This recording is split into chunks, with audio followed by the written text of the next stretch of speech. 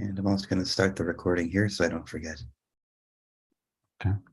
Bismillah. And I'm also going to start the recording here so I don't forget.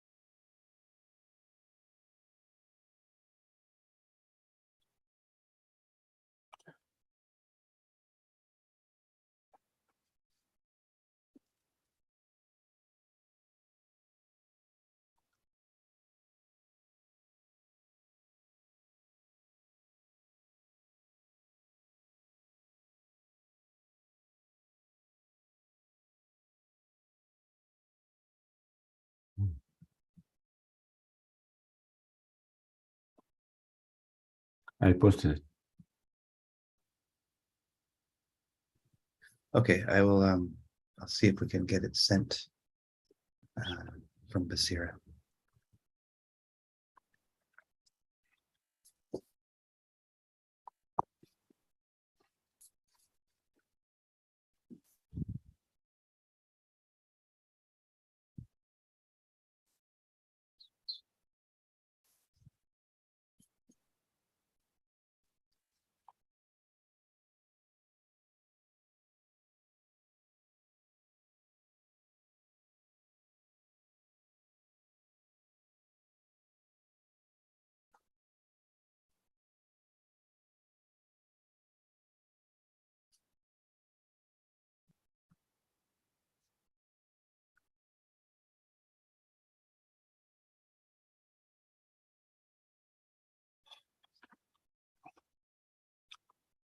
Oh, something happened here.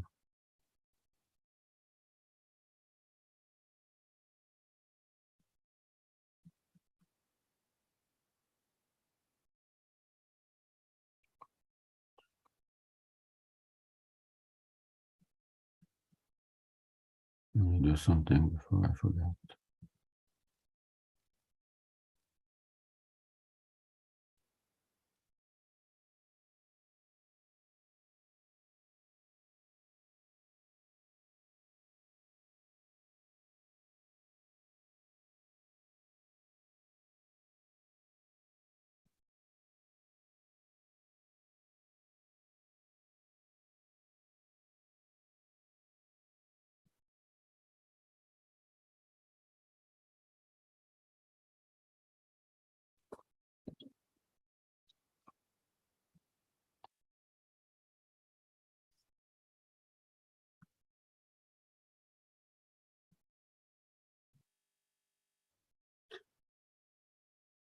Hmm.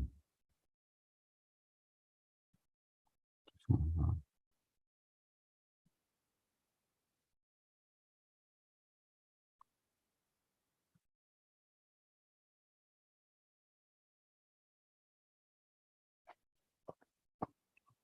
More time.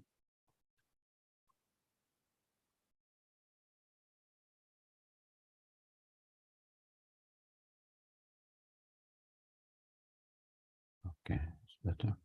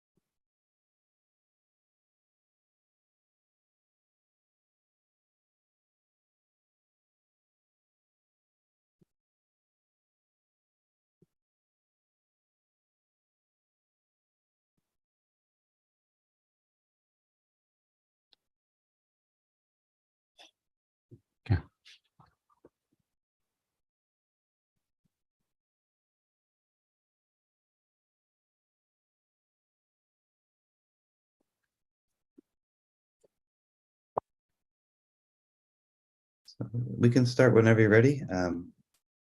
If you want to wait a few minutes, we can, or we can get started now, whichever is best for you. Inshallah, we can start. Okay. All right. Bismillah ar-Rahman ar-Rahim. Alhamdulillahi Rabbil Alameen. Wa sallallahu ala Sayyidina Muhammad wa ala alihi wa sahbihi wa sallam. No major announcements today. We'll send out emails about review sessions. I think we're still trying to find a time that works for everybody.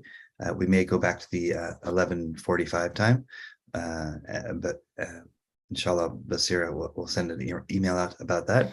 And then also for those auditors taking the class and others, we haven't forgotten this has been a scalability issue. We haven't been able to have a review session yet. So one thing I'm thinking to do is once we finish the course, or perhaps before, we will try to have some follow-up review sessions once our time frees up a little bit. So I think other than that, those are my only announcements. Review sessions, we'll send out emails about them. Slides for today are in the chat, and we hope that shortly those will be sent out to the larger lists as well. And I'll hand it over to you, Sheikh Talal. Thank you. طيب. بسم الله الرحمن الرحيم. الحمد لله رب العالمين. والصلاة والسلام على سيدنا محمد وعلى آله وصحبه أجمعين. Today is session 6. It is the last session.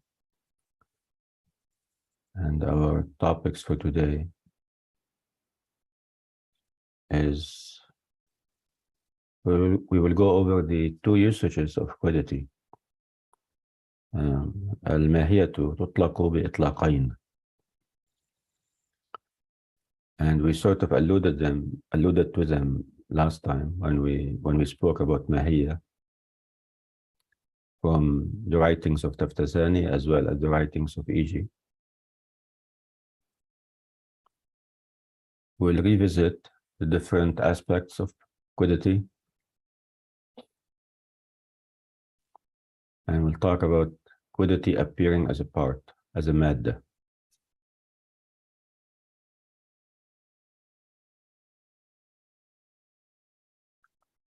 Okay, I'd like to begin with a question. So the question is,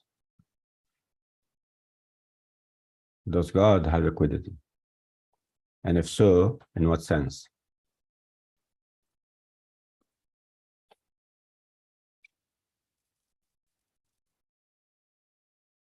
Any volunteer?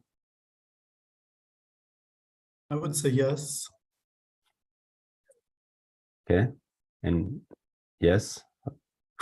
How about And in other? that sense, I mean, in the sense that if a quiddity... Not yet. Oh, okay. All right. Let's just a show of hands right now. Yeah, let's just get a vote first. Yeah.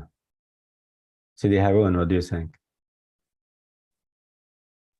It's hard to give a yes or no, but depending on how we define the component parts, if there are component parts of Mahia, then there would be a no. But if it's a more general usage, what's the answer? Yes or no? I can't. All right, I'm going to say Sidi Harun have to expound, have to elaborate. Yeah, it's true. It's very no.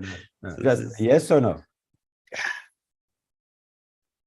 Okay, I'll say. Are you with Sharif or are you against Sharif? It's going to be a conditioned yes with a possible condition no. It's the best I can do. Okay, Sarah. بشرط الإطلاق أو لا بشرط. أيوة. Exactly. Yes.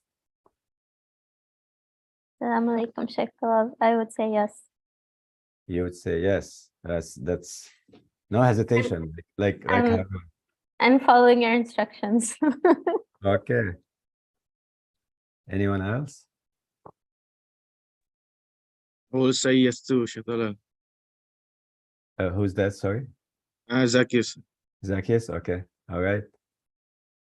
Yes. Okay. And so, if so, in what sense? Those that say yes, that said yes, in what sense? Sidi Sharif, تفضل. Now the floor is yours. So despite the fact that quiddity is quite a technical term, I said yes on a layman's understanding that quiddity is that which kind of makes a thing what it is, and that without a quiddity, a thing can't have an identity.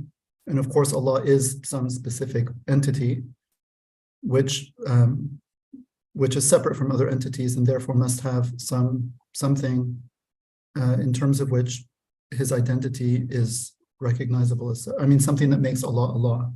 I mean, not from the outside, of course, but Allah is an entity with an identity, and that identity is the quiddity in the way I'm understanding the term. Okay, all right. But like Sidi Harun said, if quiddity means, oh, but it's murakkab and this and that, and Allah غير مركب بشيء, I mean, that's a different story, but against this layman's. All right, good. Sidi Harun, now you can elaborate. Alhamdulillah. but you only have 20 seconds. Huh? You can't goodness. go on for 2 hours. Okay. So if we say that, okay, if our logical quiddity is the answer to what is it, right? Then if all it is to answer, ma huwa, and we say, Allah Rabbul Alameen, or we say however we answer the question, then that would be yes. If we mean it as an ontological quiddity, as a haqiqa, then we would say yes, but we wouldn't know it. If the quiddity is to express that haqiqa in universals like jins and fasl and so on and so forth, then no. So those are that's my 20-second version. Wow, wonderful. Wonderful. Okay, anyone else would like to try? Zacchaeus? Yeah, Sheikh Talal. I just ever heard that the quiddity of Allah is His wujud. So the quiddity of Allah is His existence. I see. Okay. All right. Sarah? I agree. So if we're talking about jins and fasl, then Allah subhanahu wa ta'ala does not have parts. But in terms of identity, then we would say yes. Yeah, so this question will open for us the door to talk about itlaqatul mahiyya. Quiddity is used in many ways.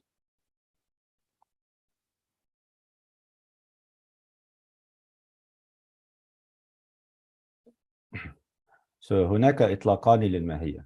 We have two usages of ماهية. ماهية بالمعنى العام and ماهية بالمعنى الأخص.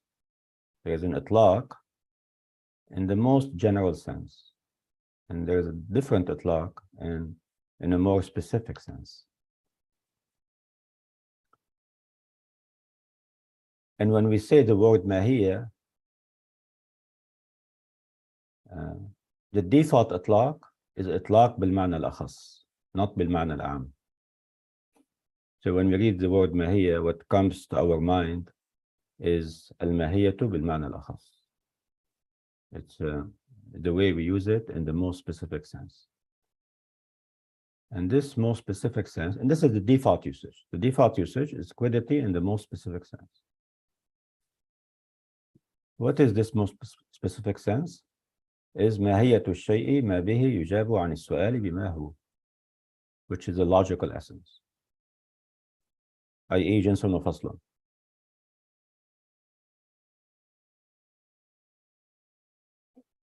And there's another إطلاق. So this is the default usage. الماهية بالمعنى الأخص is the default usage. And الماهية بالمعنى الأخص is actually ما يجاب عن السؤال بما هو. What is answer to the question, what is it? So we usually answer with a genus and a differential, the logical essence. لكن هناك إطلاق بالمعنى الأعم. نقول لكل شيء حقيقة هو بها هو. Everything has a حقيقة, which is that by which a thing is what it is. هذه نسميها ماهية بالمعنى الأعم. quiddity in the most general sense. So if the question is asked, does Allah subhanahu wa ta'ala has a quiddity? Of course, he does not have a quiddity بالمعنى الأخص, in the most specific sense, i.e., he does not have a genus and a differential. No, لا جنس ولا فصل. لكن الله عز وجل هو حقيقة من الحقائق، فله ماهية بالمعنى العام، هو بها هو.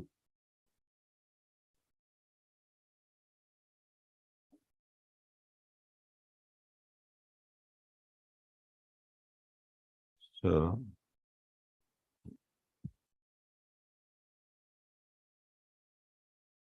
Sidi Justin is here. Sidi Justin, you want to recap? Inshallah. So, so far we spoke about, inshallah, is that the quiddity, the Mahia, it has two usages. So the question that was asked was, does God have a quiddity? And if so, in what sense? So we spoke about how quiddity has two types or two ways, itlaqat, or two ways that we can understand quiddity. And there we have a aam sense, more general sense, and we have a khas sense, more specific sense. And the latter, the khas sense, is the default sense. So in that sense is the logical, the mantiqi sense. And it's what is usually answered to the question of what is it, ma huwa? And then we will usually answer with the quiddity and the khas sense, which oftentimes is the jins and fasl if we want to had. And then we have the second a type, which is the aam sense, which is more like an ontological sense. And the ontological sense of the quiddity is that which makes a thing what it is. And so in answer to or in response to our original question, does God have a quiddity? He does not have a quiddity in the khas sense, because the reason why he'd be composed with jins and fasl. Rather, he has a quiddity in the aam sense, that which makes God what God is. Jazakumullah khair. Okay, then we moved on to ماهية الشيء ما به يجاب عن السؤال بما هو وتطلق غالبا على الأمر المتعقل.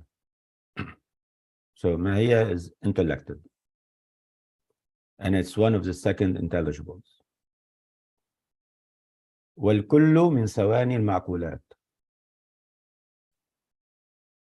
الكل من ثواني المعقولات. I think there was a question last time about ثواني المعقولات, the first intelligibles and the second intelligibles, or the first intentions and the second intentions. And in the history of metaphysics and philosophy, it seems that the second intelligibles, when used by someone like At-Tusi, for example, there was a bit of ambiguity in his usage, as he lumped the logical second intelligibles with the philosophical second intelligibles.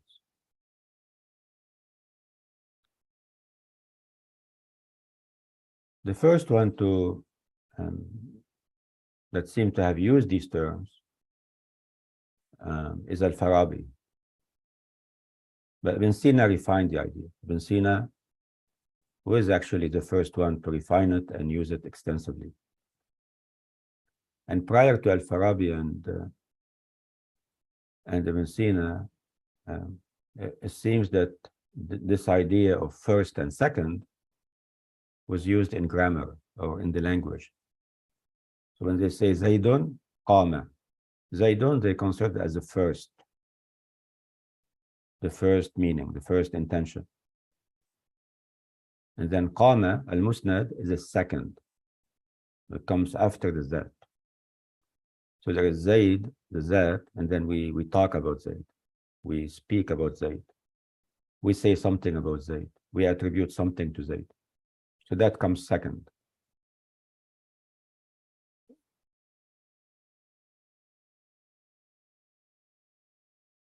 And the difference between the logical second intelligibles and the philosophical second intelligibles, sometimes it can get blurry.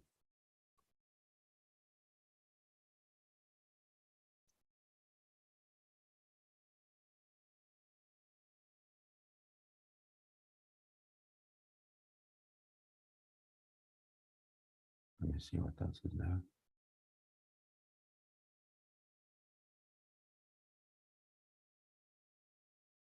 Let's go back. Yeah.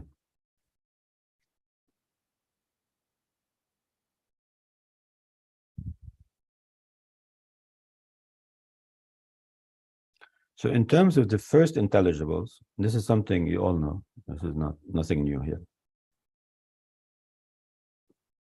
The first intelligibles are mainly universals that are merely the generalized forms of particulars. Like man, like horse, like book, like whiteness. So these concepts are called primary intelligibles. So like, in other words, we observe something, we observe a particular, and then when we sense this reality, we produce an imaginary form. Then we abstract a more general concept. We abstract a general concept, which contains everything that is common in all of the particulars. And the general concept that we abstract does not have any specific properties, does not have the specific properties of each particular. And because of this, it is applicable to an infinite number of particulars or an infinite number of individuals. So these concepts are called the primary intelligible.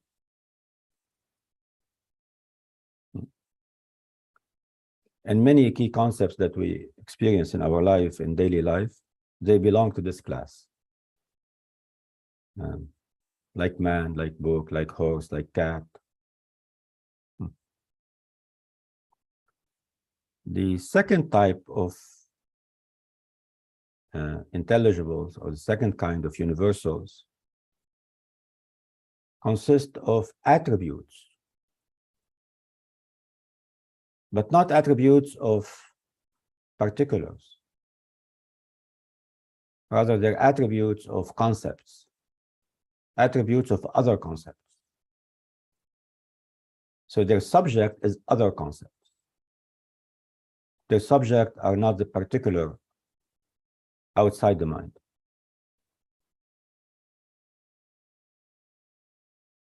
So their subject are the concepts, not the external realities. So when we say, for example, man is a universal. Man is a universal concept. Al-insanu kulliyun. So I have Zayd, and from Zayd I say Zaydun insanun. Insanun is ma'kulun awwal.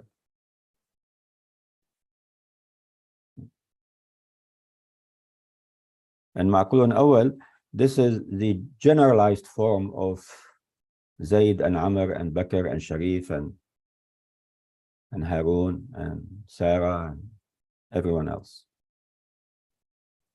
But when we move on to the other kind of universal, these are attributes of other concepts, attributes of man, attributes of horse. So I say, for example, al-insanu kulliyun. And here, this statement, this proposition, does not refer to any specific man. Because man in the external world always refers to a particular, does not refer to the generalized form. While universality is a mental predicate. And since these concepts do not refer to any external realities, they are not preceded by any sensory perception.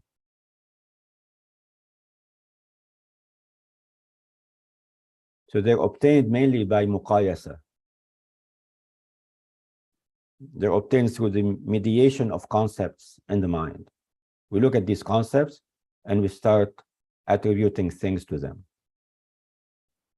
So all of the logical concepts, such as conception, proposition, deduction, kulli, juz'i, whatever, they all belong to this class. And they're called logical secondary intelligibles. When we look at the Excuse me. philosophy, no, hold on. Sorry, Sheikh. I'm wondering, we just see a green screen. I'm just wondering if, Yeah, I'm not writing anything. I'm just talking. okay, I'm sorry. I was just double checking. Yes, Sorry. yeah. Actually, let me see. Yeah, we can write. Let me plug in my iPad.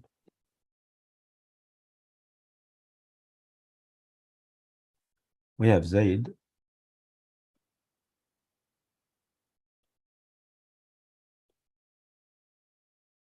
We have Amr.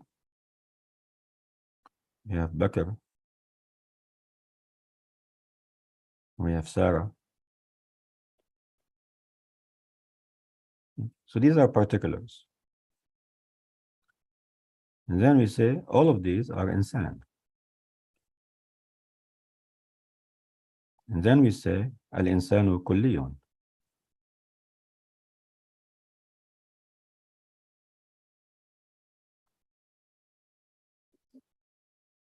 Al-insanu kulliyun. And then we move on to the philosophical second intelligibles. Now, these universal, the second intelligibles, the philosophical second intelligibles, they're also universal concepts. But they're attributes of external objects. They're not attributes of other concepts in the mind.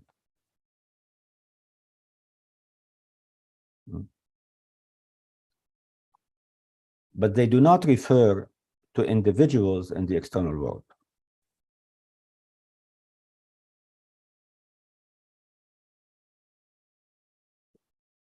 As substances or as accidents or anything of the like. They may indicate the states or the relationships or the manners of existence. And external realities sometimes get qualified by these concepts. So, for example, if I were to say, النار محرقة.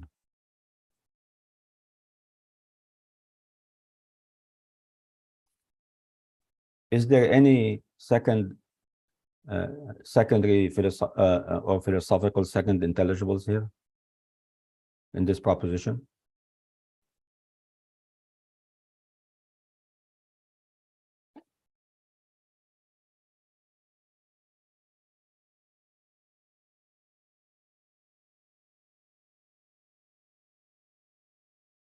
And the answer is no. But if I were to say, النار علة الإحراق.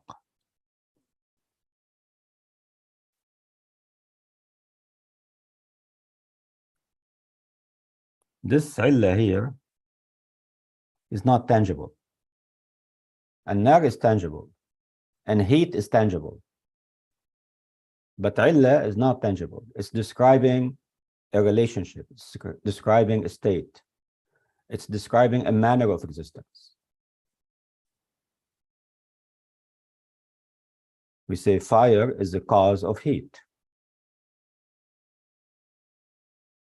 A fire is a substance, and heat is an accident. And they both exist in the external world. But that's all I see. As for causality or causation or aliyah, so besides fire and heat, there is no third entity called illah.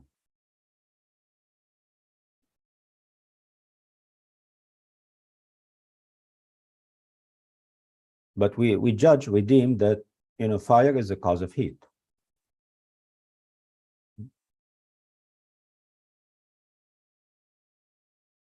So even though illah or aliyah has no independent existence, the external realities are qualified by it.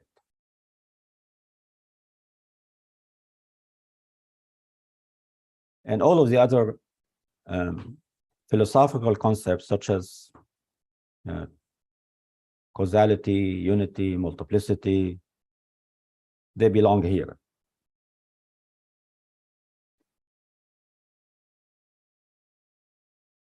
And now we can see why they're called philosophical versus the first one. The first one, they're called logical.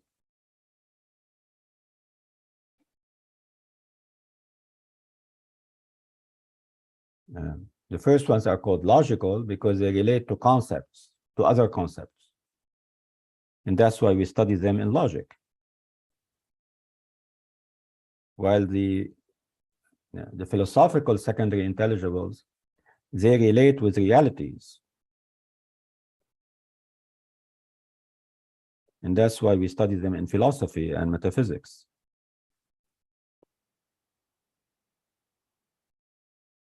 Because they're not manners, or they're not states, or they're not relationships of concepts between concepts in the mind.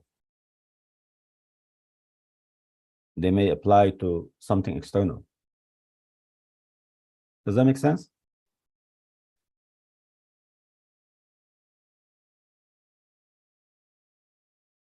But sometimes the distinction between logical and philosophical concepts, even for some great metaphysicians and philosophers, sometimes this distinction has been blurred. And you see this in the writings.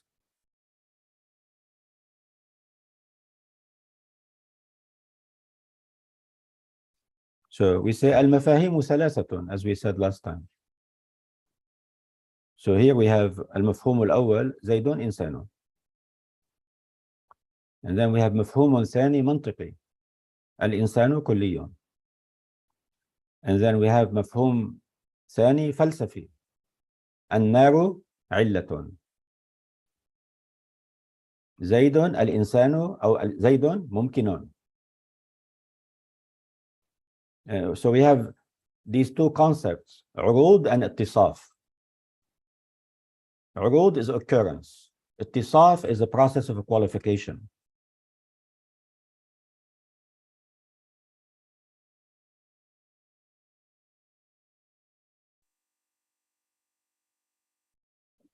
So we say زيدون إنسان. So the predicate quality إنسانية occurs to the subject thing, زيد. And in terms of qualification, we say the subject thing undergoes qualification by the predicate quality, إنسانية. And if it's معقول أول, then both are externally. العروض والاتصاف external. زيد متصف بالإنسانية في الخارج والإنسانية عرضت لزيد في الخارج. So العروض والاتصاف خارجيون. Both qualification and occurrence are external. And if you apply this to whatever you're wondering about, if you apply this ضابط, this criterion, you'll be able to determine whether it's معقول أول or not معقول أول. I think there was a question about this last time. So يحكي عن الخارج حكاية مباشرة, direct. So we say ما له بإزاء في الخارج. Those are the first intelligibles.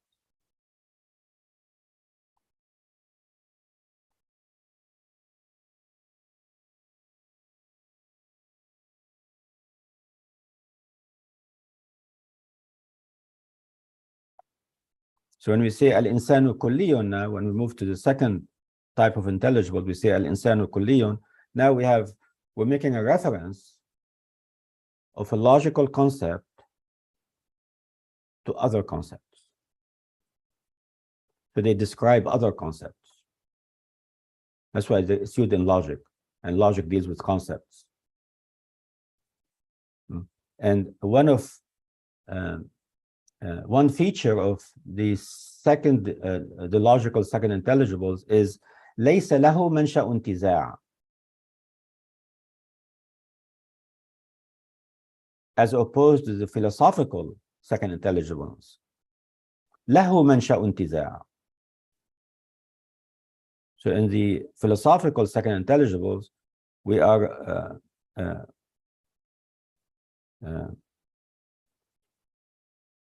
this is a reference of a philosophical concept to the external realities. And because they describe reality, they're called philosophical, because philosophy deals with al-mawjudu bima huwa mawjud, existence qua existence, or reality qua reality.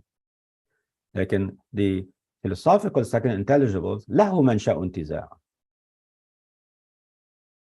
I have النار محرقة, and then I sense something that's not physical in between the two, and I call this thing علية.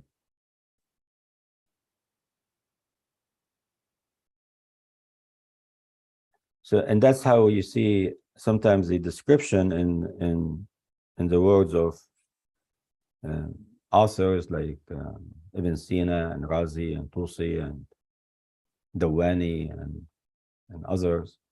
Sometimes they use the word Atibari, sometimes, or Sahrawardi. Sometimes they use the word Intizai, sometimes they use different words, and there is a subtle difference in their mind as to the distinction between what's logical and what's philosophical concepts. That's in a nutshell. Is it more clear now, or any thoughts? Or CD Justin, can you give us a recap? Inshallah. So after speaking about the two different types of the quiddity, so the two uses of quiddity from the am and the khas, we then spoke about the primary intelligibles and secondary intelligibles. And Sheikh Talal had mentioned that Tulsi appears to kind of combine them, the secondary intelligibles, the logical and philosophical. But then we spoke about brief history of the intelligibles. Farabi, starting with Farabi, making the distinction between the primary and secondary, then Ibn Sina refining the idea. And then it seems that the grammarians were originally using a distinction between primary and secondary. But general, so we mentioned is that the intelligibles are universals in a generalized form. And we abstract a general concept that is common to all the particulars without any of the specific properties to those particulars. And that's what we call the primary intelligibles. And the primary intelligibles, both the urud, the occurrence, and the ittisaf, the process of qualification, both happen in kharij, so both happen in external reality. And then from there, we can abstract further, and it can abstract from in two ways. We can abstract into a logical way and a philosophical way. And the difference between the two is that the philosophical way, the urud, the occurrence, occurs in the mind, the dihni, and then the ittisaf, the process of qualification, occurs in reality, or in external reality, versus the logical secondary intelligible, both the urud and the ittisaf, the occurrence and the process of qualification, only happen in the mind. So with the philosophical, Sheikh Talal gave the example of an-naru illatul ihraq. So we have nar, which is a primary intelligible, exists in reality, it's sensible, tangible, and then we have the heat, but the aliyah is not something that's tangible. So what we're having here in the secondary realm, whether it's logical or philosophical, is that there is concepts referring to other concepts, or concepts applying to other concepts. And then with the secondary philosophical intelligibles, these reference reality. That's where the ittisaf comes from. There's an ittisaf for external reality. And the reason why is because the philosophical philosophy deals with reality, or deals with existence, whereas logical doesn't have a reference to reality.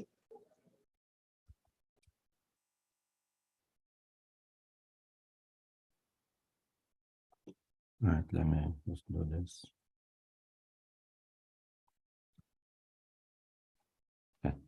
So if we continue now with Mahia, we switch to Iji from Taftazani, استهذيب الكلام, and Iji added this: وهي من حيث هي ليست إلا هي. Quiddity qua itself is nothing but itself. What others might call, analytical proposition. And in the minds of many people, it does not bring about any benefit. But it has a lot of benefits. وهي من حيث هي ليست إلا هي. So we are now in the sphere of Mahia. We're in the realm of Mahia. And in the realm of Mahia, only one principle applies.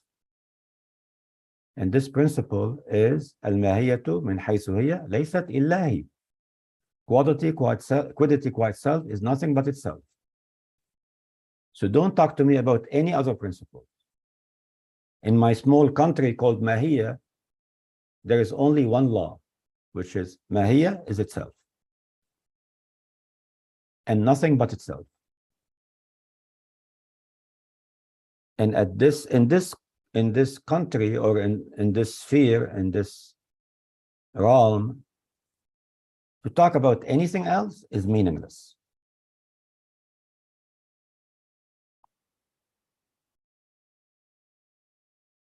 Then the Sheikh says, فليست من حيث هي أحد النقيضين لا أنها من حيث هي ليست. And we talked about this last time. Let's see what we remember from last time. Sidi Harun, what do you remember? Honestly, this part has been the hardest part for me. I tried to review from Giorgiani and so on. All I was able to produce that gave me a little more clarity was to maybe treat the first line as like it is not the case that quiddity, qua quiddity, is one of two contradictories, and we don't say that quiddity, qua quiddity, is not one of the two contradictories. So I started just by trying to rephrase it in a way that got the negations placed. And I think what I can understand from the first point is that we're making an absolute negation of it applying, of quiddity applying to anything related to naqidain, because that would imply bringing something else into the realm of quiddity. I think that's where I'm going with it. But the second half, the second point, like min quiddity, qua quiddity is not one of the two contradictories. I didn't quite get the gist of that. I tried reading some of the commentaries and haven't. It's the last of the things that I struggled with, but didn't get clarity on it. So what's the problem with the Sheikh says? What did he say? He says ليست من حيث هي أحد النقيضين لا أنها من حيث هي ليست. i.e., if you want to negate, you put the negation before the qua, not after the qua. That's what he's saying. ليست before حيث, not حيث before ليست. So when you negate, you have to do سلب الحمل, not حمل السلب. ليست من حيث هي ألف أو لا ألف. ليست من حيث هي باء or non-باء. لا أنها من حيث هي ليست باء or non-باء. What's the problem with putting the negation after حيث? Is there a problem with the above negation?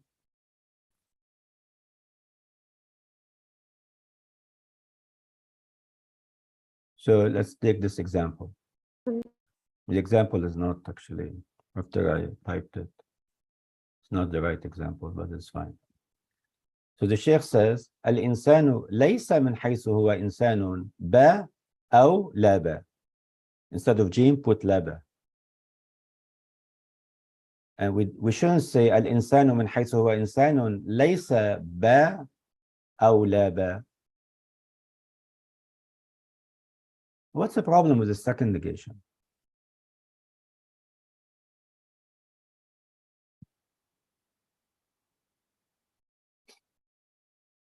Sidi Harun, is that where the confusion is? So let me ask you now. What's the problem with the second negation? If we were to put ليس after حيث, what's the problem?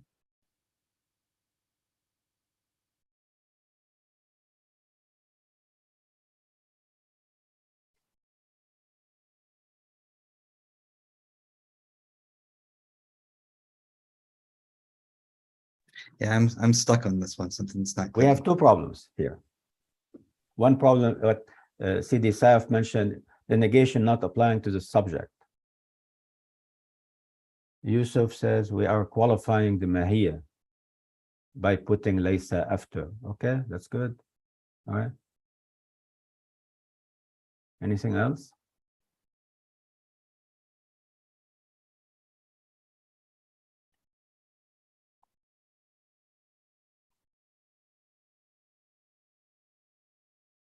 Justin, also we may confuse with the negation of the term, meaning ma'dula.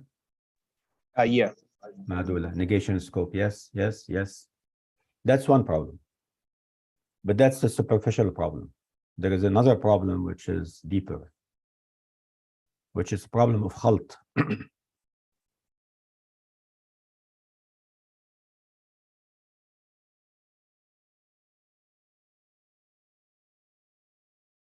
Any thoughts?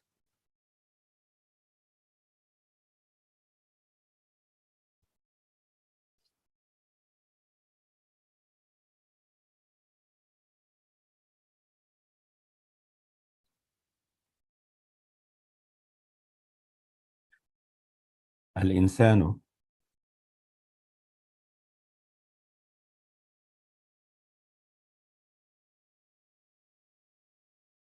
So one of the problems I think you mentioned, من حيث هو إنسان. Let me use different color. من حيث هو إنسان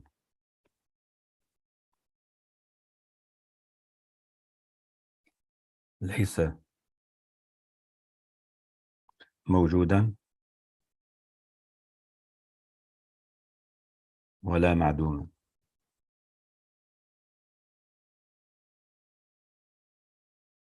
And as many of you observed, ليس موجودا could also be معدولة. We are, Justin, we are supposed to be in the realm of Mahia, but then we are adding a negation qualification to it. That's the second problem. Oh, that's what Yusuf was saying. Yeah. All right. Or ليس could mean here لا موجودا ولا معدوم. And as some of you mentioned, this is معدولة.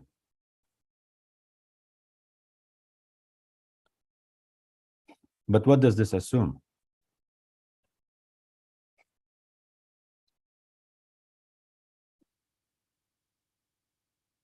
What does this assume?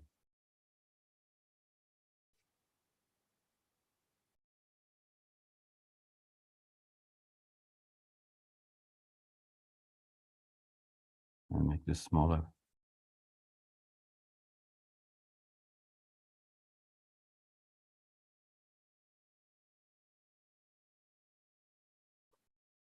What does it assume in terms of where I am? I'm in the realm of Mahia. By making this proposition, what I have assumed now?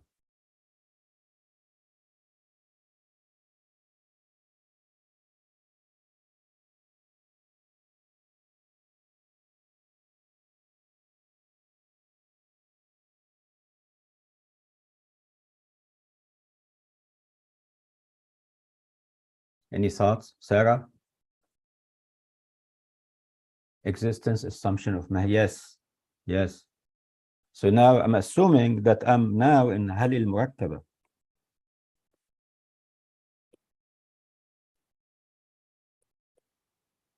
I'm now in هل المركبة. I'm no longer in the realm of Mahia anymore. As soon as I make this proposition, I'm now in هل المركبة. I'm not even in هل البسيطة. If I say ليس ليس موجودا, this is هل البسيطة, this example. But if I say ليس كاتبا ولا غير كاتب, I'm now in هل المركبة.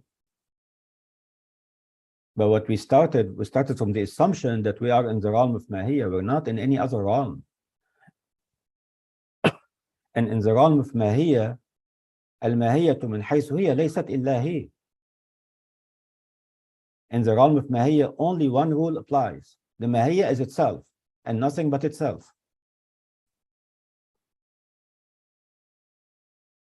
So what I want to do سلب الحمل.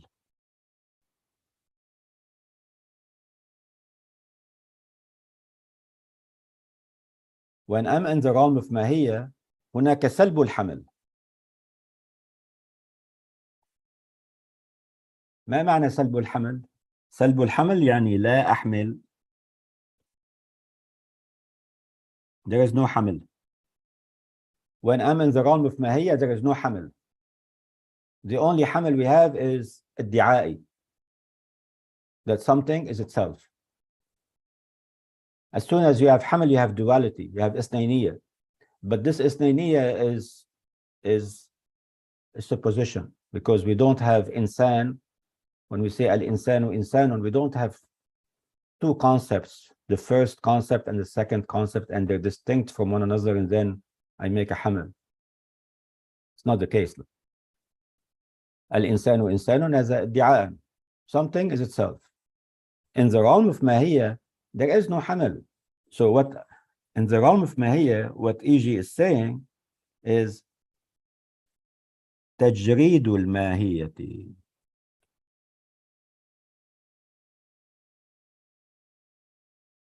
عن أي محمول.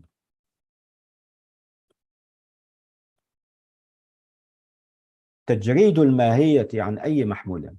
You see this? Oh, I don't see it. Let me use a different font. سلب الحمل means لم أحمل. سلب الحمل means تجريد الماهية عن أي محمول.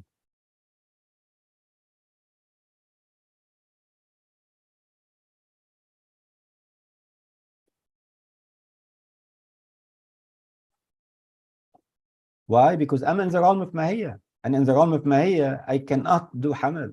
Hamel is non-applicable. So how do I reflect this? I reflect this by putting ليس before the حيث. الإنسان ليس من حيث هو إنسان ألف or no ألف. Why? Because it's meaningless. It's meaningless to say الإنسان in the realm of Mahia is ألف or no ألف. It's meaningless to make a hamel in that stage, in that phase, in that realm. Does that make sense? Once you say no الإنسان من حيث هو إنسان ليس ألف or no ألف, I've left my assumption, and I'm no longer in this small island called Mahia. I've traveled to civilization, and I'm now in the whole world.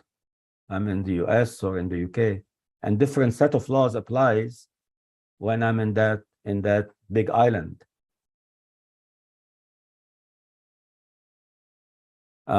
If I say الإنسان من حيث هو إنسان, هذا هو الموضوع. لا موجود ولا معدوم، هذا محمول. ليس موجودا ولا معدوما، هذا محمول. إذن حملنا السلب. هذا حمل السلبي، يعني حرف السلبي جزء من المحمول. يعني سأحمل السلب. i.e. you're assuming that there is a حمل. You're saying there is a حمل. i.e. we're no longer in the realm of Mahia. We're either now in the realm of هل البسيطة or هل المركبة.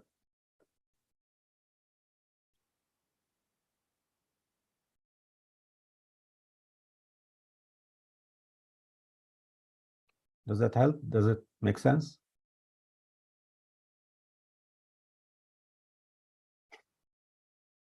Well, the first problem, as you may say, well, if I say الإنسان من حيث هو إنسان, this is the موضوع, لا موجود ولا معدوم. Well, this قضية now could be معدولة. And that's, I think all of us saw this. But that's not the problem. The problem is I'm no longer in the sphere of Mahia. That's my first mistake. My first mistake by assuming that I can do a predication, I can involve the process of predication, I made a grave mistake here. Because I'm now assuming that Mahia, in the realm of Mahia, one can do hamil of it. However, Mahia in its own realm is nothing but itself. هناك سلب الحمل أجرد الماهية عن الحمل تجريد الماهية عن كل محمول, whether it's A or non-A, whether it's B or non-B, whether it's C or non-C. That's a concept that the Sheikh, that's why he said وهي من حيث هي ليست إلا هي فليست. So this is تفريع on what was mentioned before. If we are in the realm of Mahia, don't talk about أحد النقيضين applying to the Mahia, either A or non-A, because this is meaningless. At this point, this is meaningless. It has no meaning to say الماهية is A. As soon as you say الماهية is A, this is هل المركبة. If you say الماهية is موجودة, this is هل البسيطة. We are not in هل البسيطة yet. هل الشيء موجودة؟ هل الشيء كاتبة؟ هل الشيء واحد؟ هل الشيء موجود؟ هذه هل البسيطة. هل الشيء عالم كاتب واحد؟ هذه هل المركبة.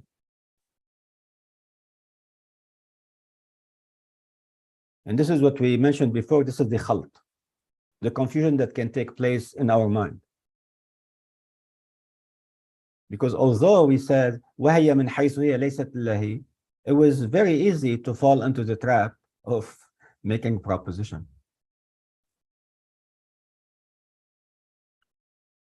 Any thoughts?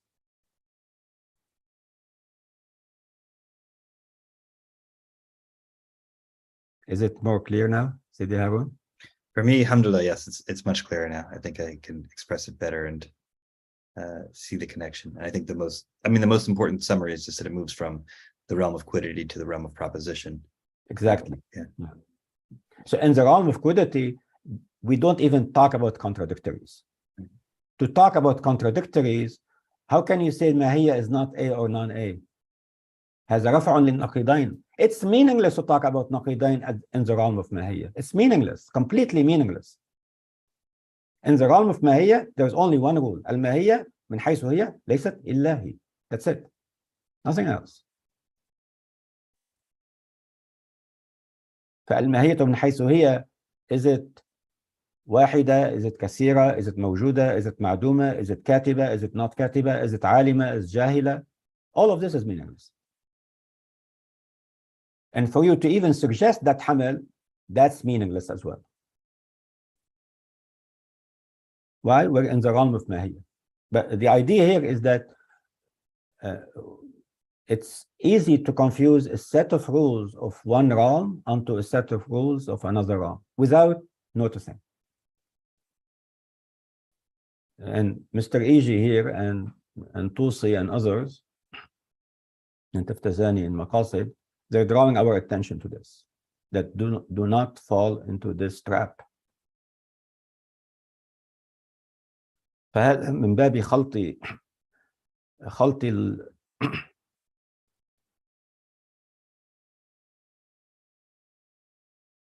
it's a confusion of applying one set of rules onto another set of rules of one framework onto the set of rules of another framework. Sayyidi Justin, can you recap?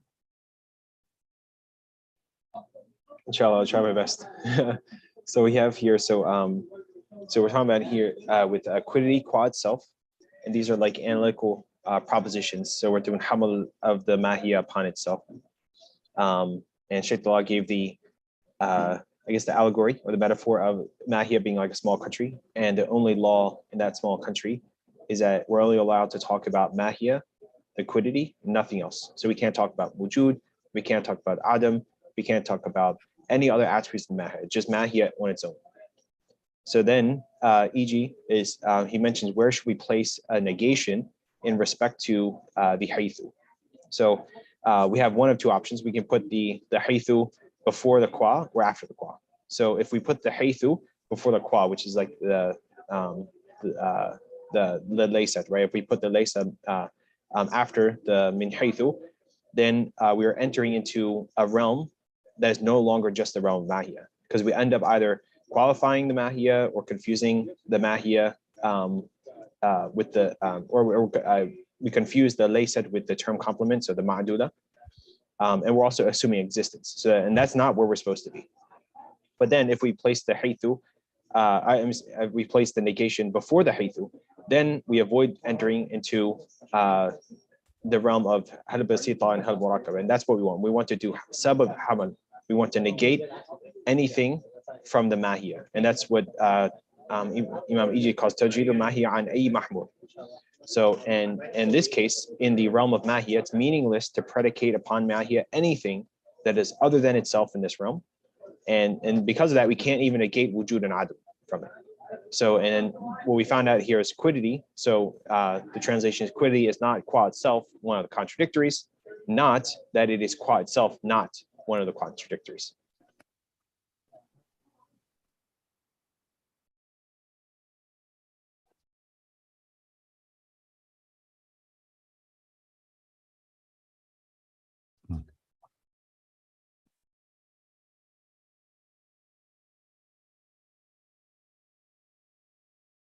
All right.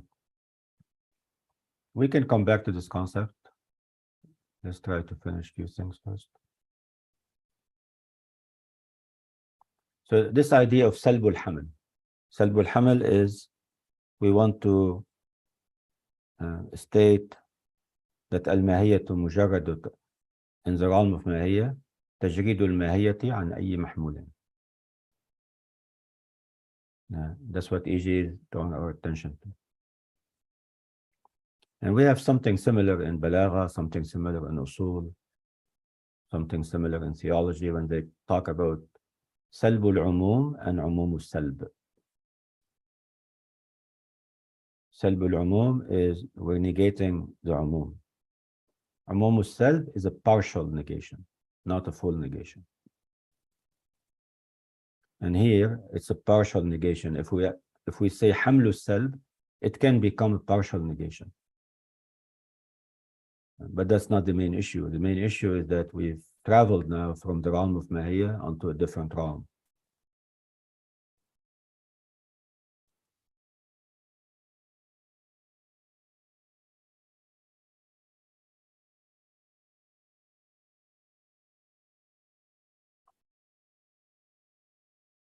So last time we talked about i'tibaratul Mahia.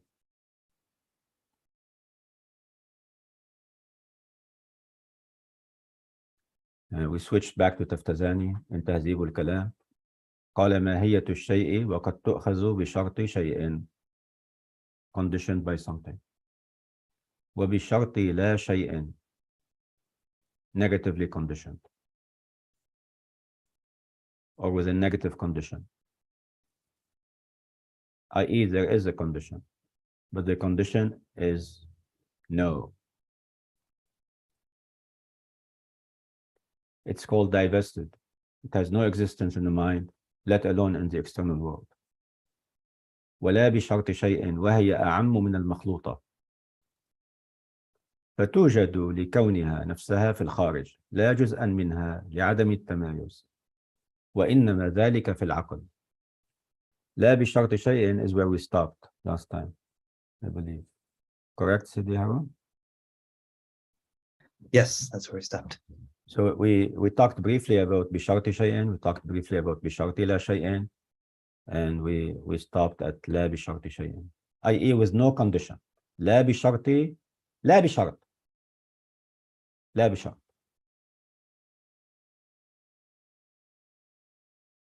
لا بشرط مطلقة. This is مطلقة حتى عن قيد الإطلاق. لا بشرط whether it's شيء or no شيء. لا بشرط شيء ولا شيء. We're saying here the Mahia is, we're looking at the Mahia and we're considering the aspect where Mahia is indeterminate. Indeterminate. مبهمة. There is some kind of ibham in it. And if we were to compare Mahia to people, الماهية لا بشرط شيء has an easy personality. It's very open-minded. It's telling us, use me as you see fit. It's telling us all visitors are allowed. All predicates can come and predicate me. I'm open. I'm open-minded. I'm not closed-minded. بشرط لا شيء is a Mahia with a very grumpy personality, has a very bad mood. It's saying بشرط لا شيء. I don't want anything to come near me. That's a condition. Nothing should come near me. I do not accept any predication. بشرط لا شيء. I'm very grumpy. I want to be by myself. Not only by myself, I want you to forget about me. Forget about me, I'm going to disappear. He said, لا توجد في الأذهان فضلا عن الأعيان. It has no existence, neither in the mind nor in the external world. It disappeared. It's gone. And here there are layers of disappearance. First, بشرط لا شيء we think of الماهية المجردة مجردة عن كل شيء. مجرد. We'll read what Sanandaji, how Sanandaji explained this. مجردة عن كل شيء, عن أي شيء.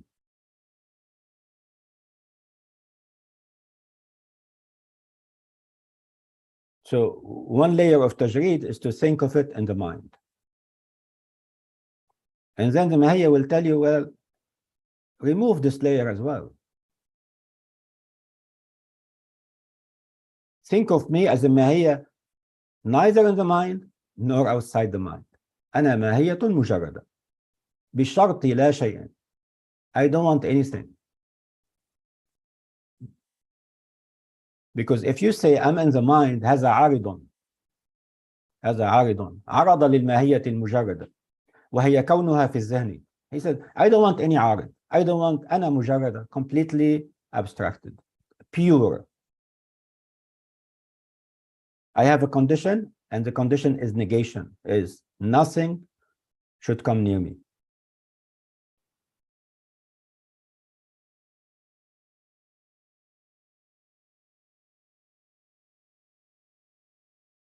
So this has implications. This has a lot of implications on how we view things. And sometimes when we make propositions, we may fall into this mistake. We may think that we are in لا بشرط شيء, while in fact we're considering that Mahia or جزء الماهية. Like here, Taftazani is talking about Mahia in general. But if we go deep in the Mahia and we look at the jins and fasl, which one is لا بشرط? Which one is بشرط? Which one is بشرط لا شيء?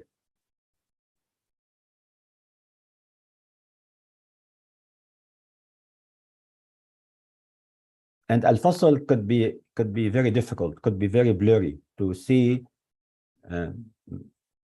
how al-fasl can be لا بشرط شيء, because it's counterintuitive. How could fasl be لا بشرط شيء? But let's stay now at the level of Mahia and talk about Mahia in general. And Mahia in general, Taftazani says, ماهية الشيء قد تؤخذ بشرط شيء وتسمى المخلوطة. تؤخذ بشرط شيء. So the Mahia is here, I'm accepting visitors and I've taken a عارض. I'm no longer in my own realm. I'm now in a realm where I can accept عوارض. I can accept to have propositions. So I'm not الماهية من حيث هي. الماهية من حيث هي ليست إلا هي. Quiddity qua itself is nothing but itself. So Tazani is now telling us, and so does Iji and Tusi and others, he said, let's now consider the Mahia not in its own wrong. How can we look at the Mahia? He said, we can look at the Mahia بشرط شيئين, may be considered as being conditioned by something. As soon as we say conditioned by something, we have accepted the concept that we have urud and we have qualification. We have occurrence and we have a qualification. It's called mixed. And the Sheikh says, وَلَا خَفَاءَ فِي وُجُودِهَا. It's clear that it has existence. وَبِشَرْطِ لَا شَيْءٍ وَتُسَمَّى الْمُجَرَّدَ. Or with a negative condition, it is called divested or abstracted or pure abstraction. It has no existence in the mind, let alone in the external world. If you read in Iji's Mawaqif that it has existence in the mind, that's when you want to judge it.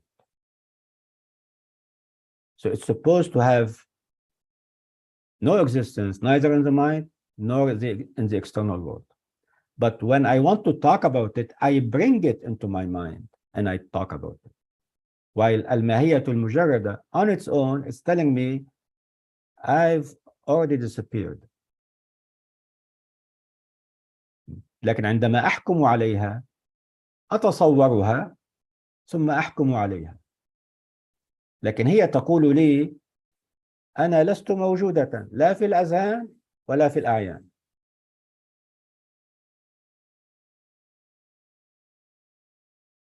ولا بشرط شيء وهي أعم من المخلوطة.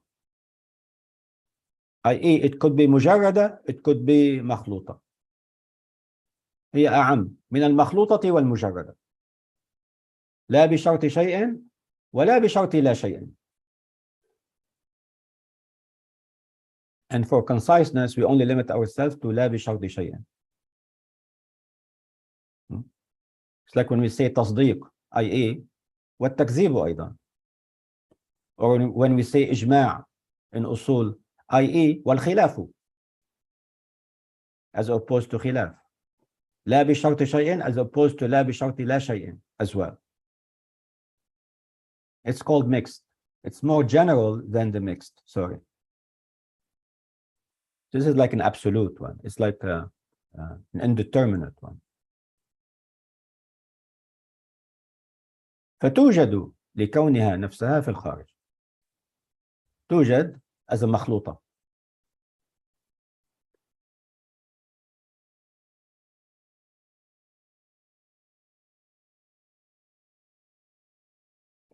So قال الشارح السنندجي رحمه الله تعالى وهي قد تؤخذ بشرط شيئين أي المقارنة للعوارض فتسمى المخلوطة لخلطها مع العوارض. As soon as we say there is عوارض, we are saying we are now in the realm of propositions. In the realm of propositions, we can talk about contradictories. In the realm of Mahia, it's meaningless to talk about contradictories. So the principle of non-contradiction applies in the realm of propositions, not in the realm of Mahia. In the realm of Mahia, we don't even have propositions to have contradictories or to have contradiction. It's meaningless. I want to hammer this one more time. It's meaningless to talk about contradiction in the realm of Mahia.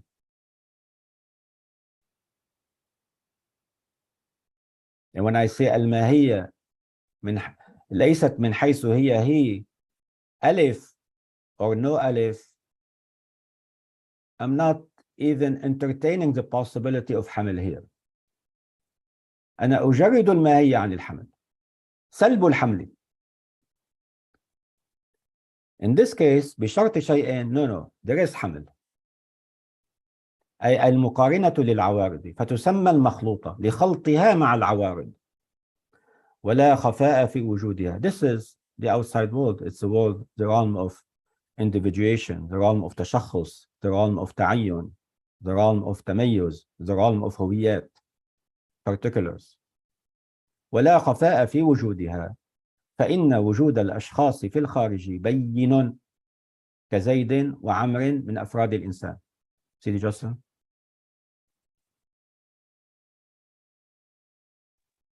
So here we're speaking about the level of tajreed. So we spoke about, first of all, that we could do tajreed at one layer, and then at another layer we can do tajreed a second time of the mahia, and that's bisharti la shay. So, and then here at the la bisharti shay, one thing that Sheikh Talal said, which is the makhluta, right? So the where we are right now, it is abridged from wala shay. Right, so it's la bisharti shay wala shay. Just like in tasdiq, we also mean takdeeb, and ijma' we also mean khilaf. Now, so bisharti shay, I'm sorry, that's the makhluta. So bisharti shay, which is what we just spoke about, so the makhluta level. Here we are adding awarid. So there is hamal that's occurring to the during there is hamal of the awarid or properties upon the mahia. So now we're in the realm of propositions and no longer just in the realm of mahia. We're not in that realm of tajdeed anymore.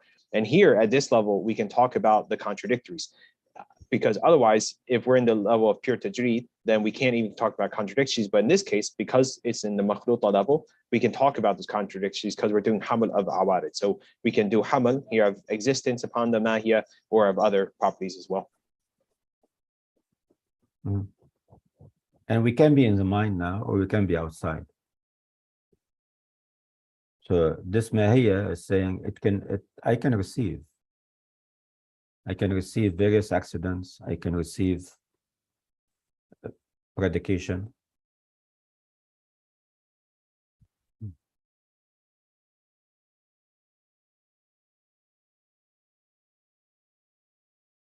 The second one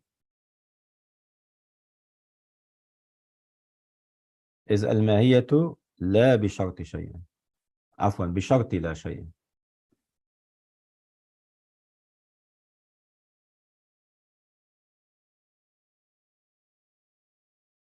الماهية بشرط لا شيء.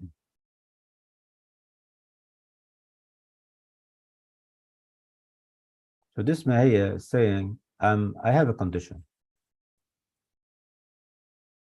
What's your condition? He says, أشترط الخلو عن أي شيء.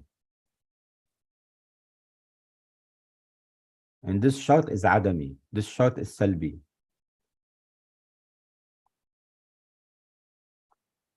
So الشارح السنندجي says, وقد تؤخذ بشرط لا شيء.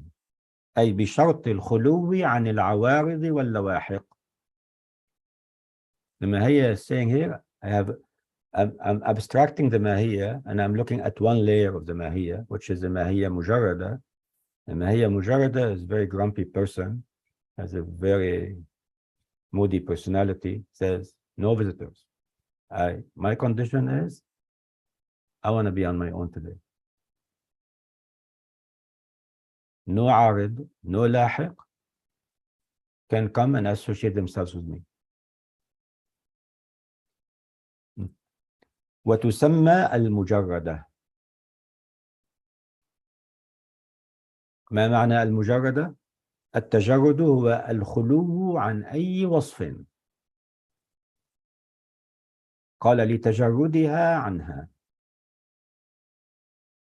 عن أي وصف، عن أي شرط عدمي أو وجودي. عن أي وصف. هذا الشرط هو شرط عدمي سلبي.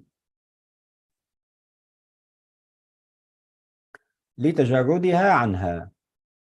ولا توجد في الأذهان فضلا عن الأعيان. يعني لا توصف بأي منهما. لأن اتصافها بالوجود في الذهن عارض. الشيخ is saying معناها، معنى الماهية المجردة، ما هي مجردة in this layer، معناها is free of all these things. معناها خال عن كل هذا. So what are we doing here? ننتزعها, we're abstracting it. ونلحظها للفهم والوعي.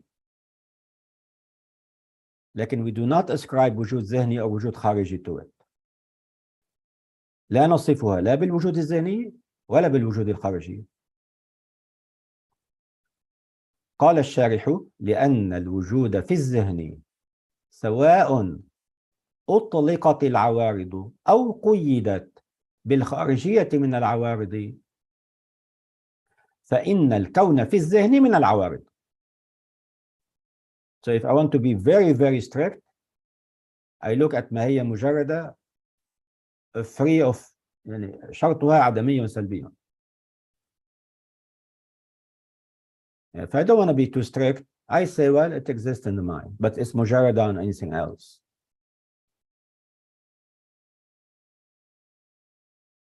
That won't be acceptable according to Taftazani, as well as others.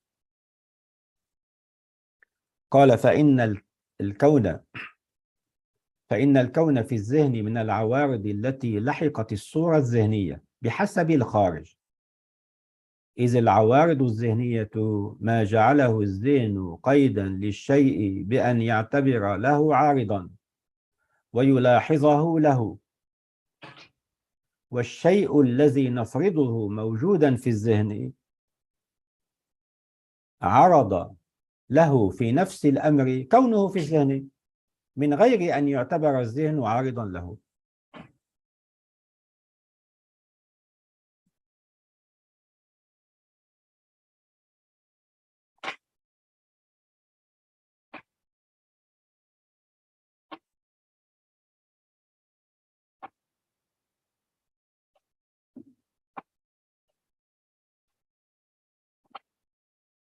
Is this clear?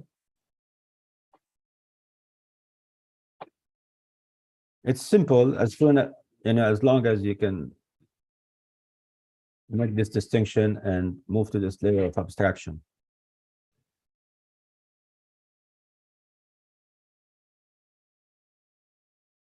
قال إذ العوارض الذهنية ما جعله الذهن قيدا للشيء. قيدا للشيء. إذن وجد معتبر ومدرك يتمثل الماهية في ذهنه وينظر إلى العوارض.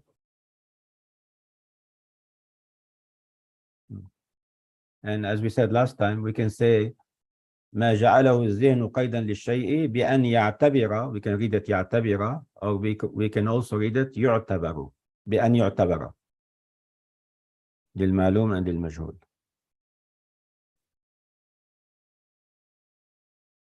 والشيء الذي نفرضه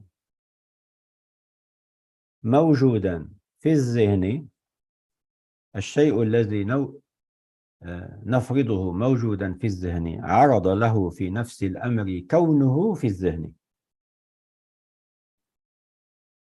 كونه في الذهن.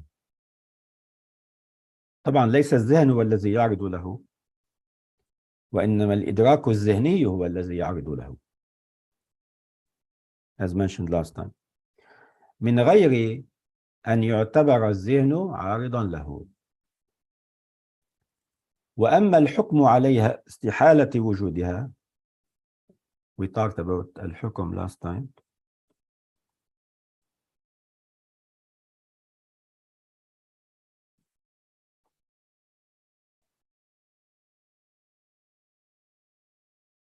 وأما الحكم عليها باستحالة وجودها ولا حكم على الشيء إلا بعد تصوره فلأنك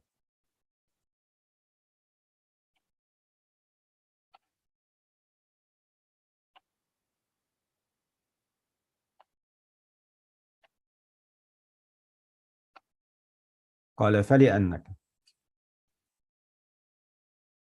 So as you recall last time, what is this? What is Sanandaji doing here? Sanandaji is raising an objection. وأما الحكم عليها باستحالة وجودها ولا حكم على الشيء إلا بعد تصوره. So how can you say that الماهية المجردة ليست موجودة and then you make a حكم? Well, to issue a verdict you need to have تصور إلا بعد تصورها. فلأنك إذا تصورتها كانت من حيث ذاتها مجردة ومقابلة للمخلوطة قسيمة، ومن حيث وجودها في الذهن قسما من المخلوطة، فيصح الحكم عليها باستحالة الوجود من حيث ذاتها. فلأنك إذا تصورتها، هذا الآن رد على الاعتراض. He said, on its own الماهية المجردة ليست في الذهن وليست في الخارج. When I want to make a حكم, then I bring it to the ذهن. I bring it to the ذهن to make a حكم. As for the ماهية مجردة, we're saying it's pure ماهية, completely abstracted to the point that we don't even think about it in the mind or external.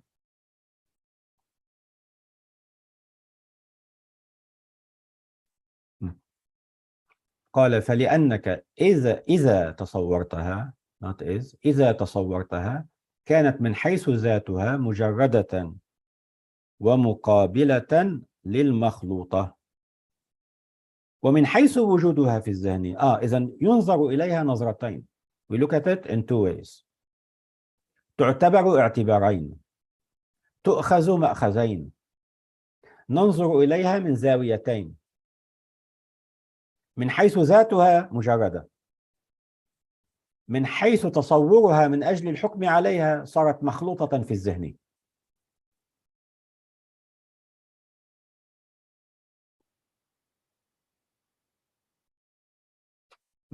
قال فلأنك إذا تصورتها كانت من حيث ذاتها مجردة، وكانت أيضا مقابلة للمخلوطة، لكن باعتبار آخر من زاوية أخرى من حيث وجودها في الذهن، يعني التصور الآن صارت قسما من المخلوطة، فيصح الحكم عليها.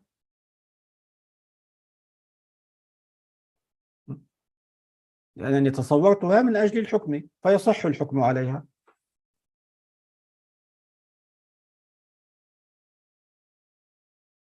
Justin? So here we have the بلا شرط بشرط لا شيء.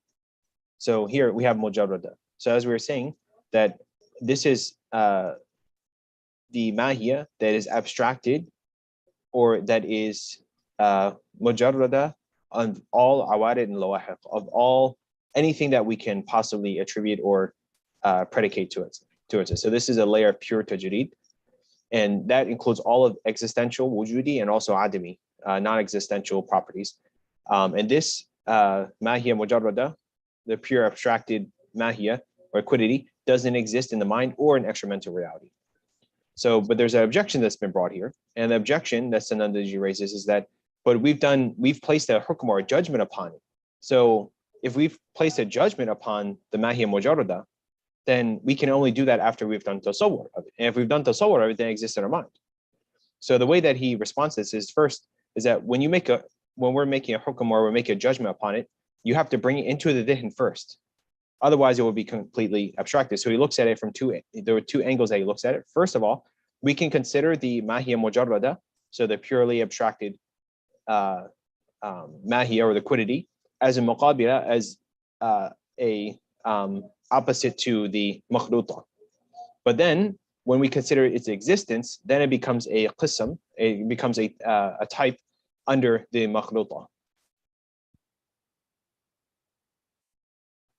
All right.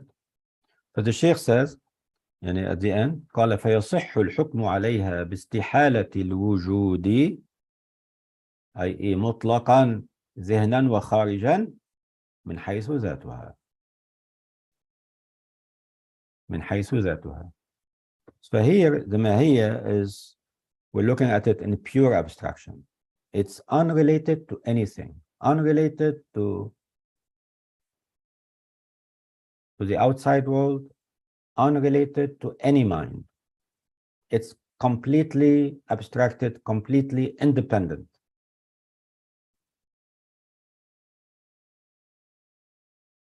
And in this stage, it does not accept any predication because it doesn't even exist. I mean,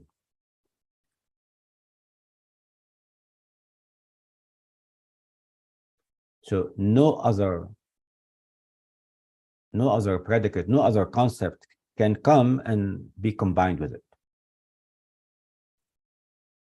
And if we were to attach anything to it, it will not be meaningful in this stage, because it has already put a condition on us that no, nothing can come near me.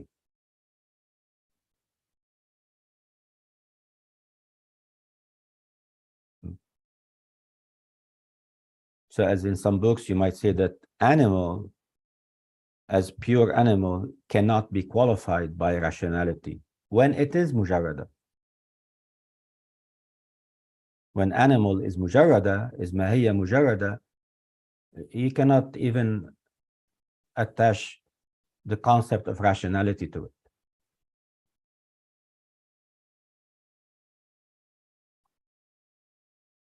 So sometimes we can say al-insanu hayawanun, and sometimes we cannot say al-insanu hayawanun. If we consider hayawan as bisharti la shay'in, hayawan bisharti la shay'in says, I do not accept any predication. I do not accept for me to become a predicate of anything. Because I'm looking at hayawan as a part now, as a part, not as something that can be combined with it. And if I say al-insanu hayawanun, and this proposition is valid, then hayawanun here is not bisharti la shay'in, but rather it is la bisharti shay'in, which is the next one. So these concepts also have implications on predication.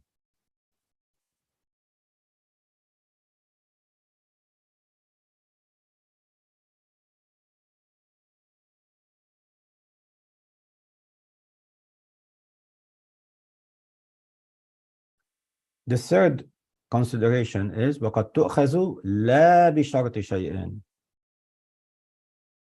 قال الشيخ وَقَدْ تُؤْخَذُ لَا بِشَرْطِ شَيْءٍ.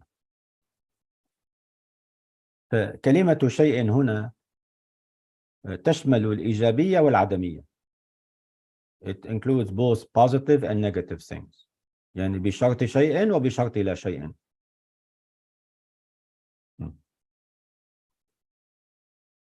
يعني وقد تؤخذ لا بشرط شيء ولا بشرط لا شيء من مقارنة العوارض والتجرد عنها. This is الطلاقة المطلقة.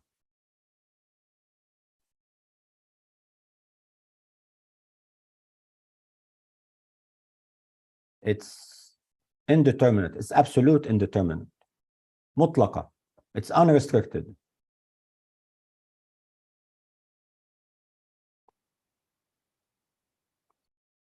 فيؤخذ المعنى في ذاته لا بشرط شيء مع الخلو عن أي وصف عدمي أو إيجابي. قال وهي أعم من المخلوطة. So in this, at this level, at this stage, at this layer, لا نحن اشترطنا الاختلاط ولا اشترطنا التجرد. قال هي أعم من المخلوطة. لا اشتراط الخلو ولا اشتراط الاقتران. We have not put a condition on whether it can be combined. We have not put a condition on whether it cannot be combined with anything else. We says لا بشرط شيء. We have not put any condition. I am completely open-minded. Sidi Harun, you can use me as you see fit. Give me any job. لا بشرط شيء وهي أعم من المخلوطة. وهي أعم من المخلوطة والمجردة. Let's add a wow here after the مخلوطة. وهي أعم من المخلوطة والمجردة لصدقها عليهما. أي إيه؟ المجردة الماهية المطلقة لا بشرط شيء تصدق على المخلوطة وتصدق على المجردة. المخلوطة فرد من أفراد الماهية المطلقة والمجردة فرد من أفراد الماهية المطلقة. So if you recall last time we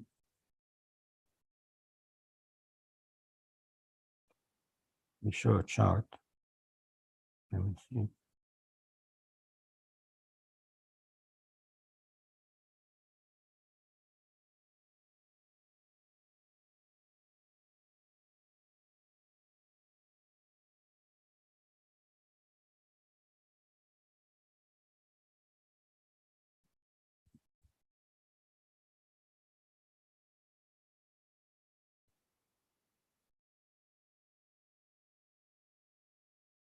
مثل اعتبارات الماهية either بشرط أو لا بشرط. بشرط شيء we call it مخلوطة.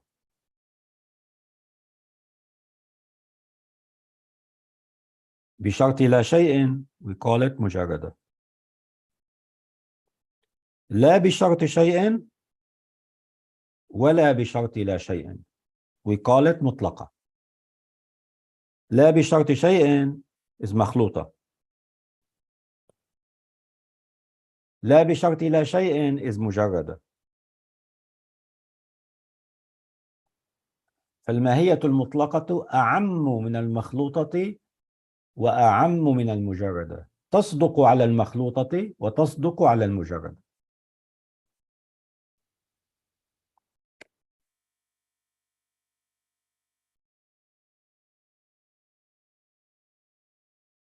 Let's move to...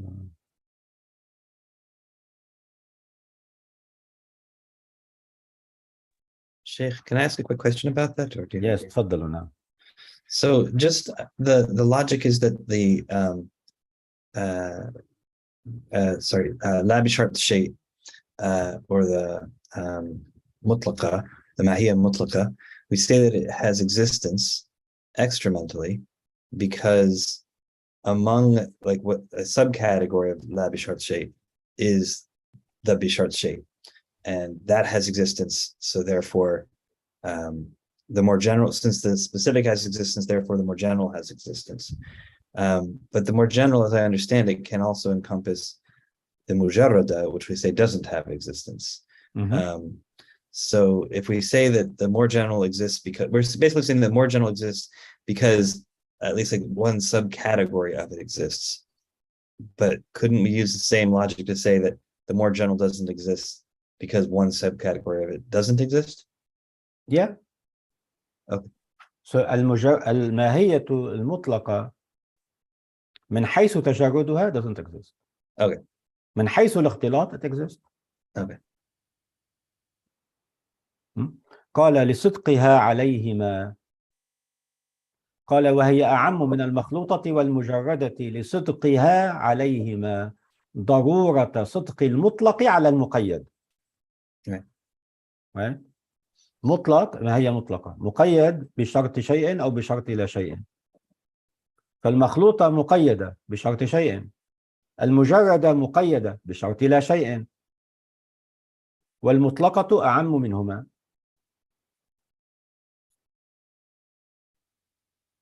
ضرورة صدق المطلق على المقيد، يعني المجردة هي التي لا تتمثل لا في الذهن ولا في الخارج as you mentioned، لكن المطلقة لا تبقى لوحدها.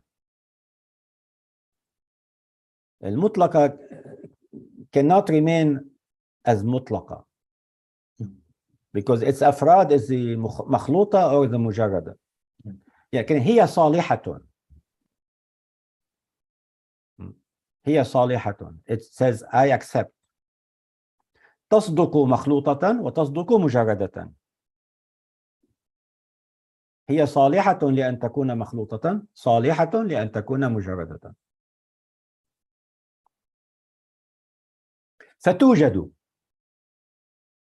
فتوجد الماهية لا بشرط فتوجد الماهية لا بشرط في الخارج لكونها نفسها نفس أي نفس المخلوطة في الخارج. يعني هي تتمتع الآن، هذه الماهية المطلقة تتمتع بالوجودين ذهنا وخارجا، لكن من خلال الاختلاط. هي المخلوطة بأحد مصداقيها because it is صالحة لأن تكون مخلوطة، صالحة لأن تكون مجردة. يعني هي معنى مطلق يتحقق بكلا المعنيين، المخلوطة والمجردة، لكنها لا تتحقق ولا تتطابق إلا مع المخلوطة. If we say الماهية المطلقة موجودة في الخارج i.e. through اختلاط not through تجرد. لكونها نفسها أي نفس المخلوطة في الخارج لا جزءا منها فيه، يعني في الخارج، لعدم التمايز بينهما فيه أي في الخارج، إذ ليس الموجود من الإنسان إلا زيدا وعمرا وغيرهما من الأفراد، وليس في الخارج إنسان مطلق وآخر مركب منه ومن الخصوصية التي هي التشخص. No, it's not like this.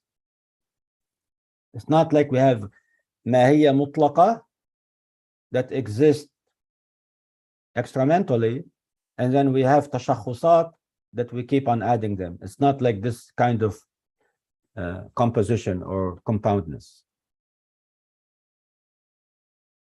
ليس في الخارج إنسان مطلق وآخر مركب منه ومن الخصوصية التي هي التشخص، وإلا لما صدق عليه المطلق لامتناع صدق الجزء الخارجي المغاير بحسب الوجود للكل عليه. This is good. قال وإلا لما صدق عليه المطلق لامتناع صدق الجزء الخارجي المغاير بحسب الوجود للكل عليه. This statement actually by the Sharih Sanandaji is a good transition onto the next paragraph. So what is he saying here? What do you think he's saying?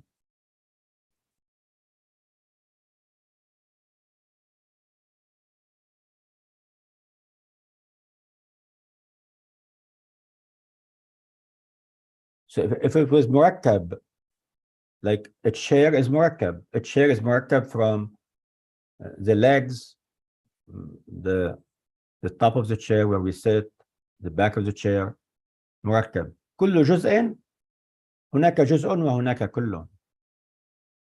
There are parts and there is the whole.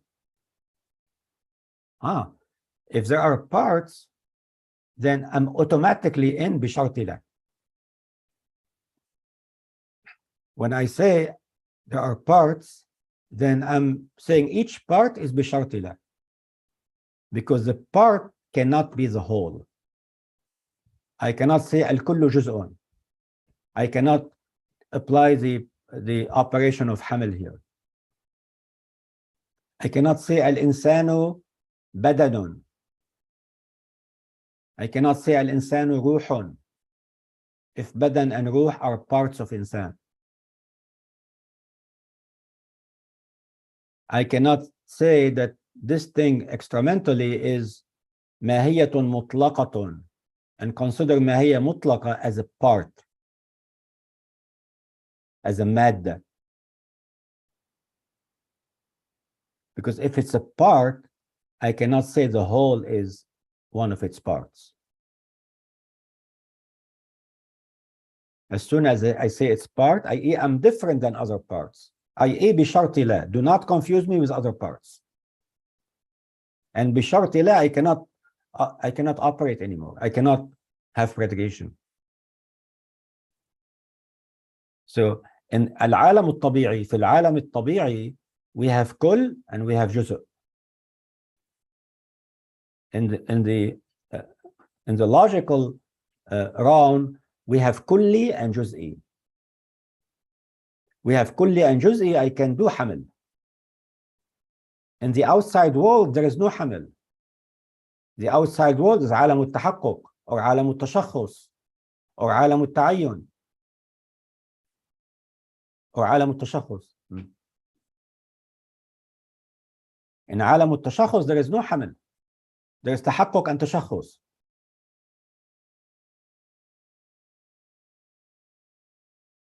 We don't say the table is one of its legs. No, each leg is distinct from other legs. بشرط لا.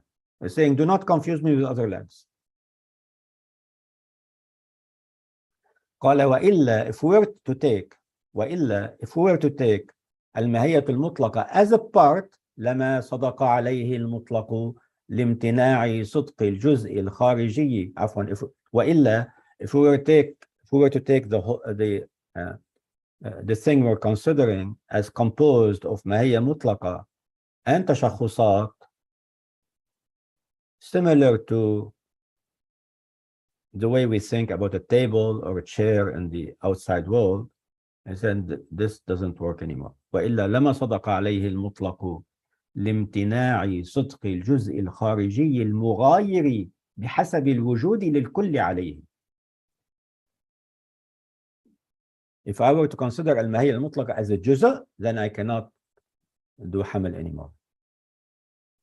وإنما ذاك التمايز بين المطلق والمقيد, it's only in the mind, دون الخارج. Sidi Justin?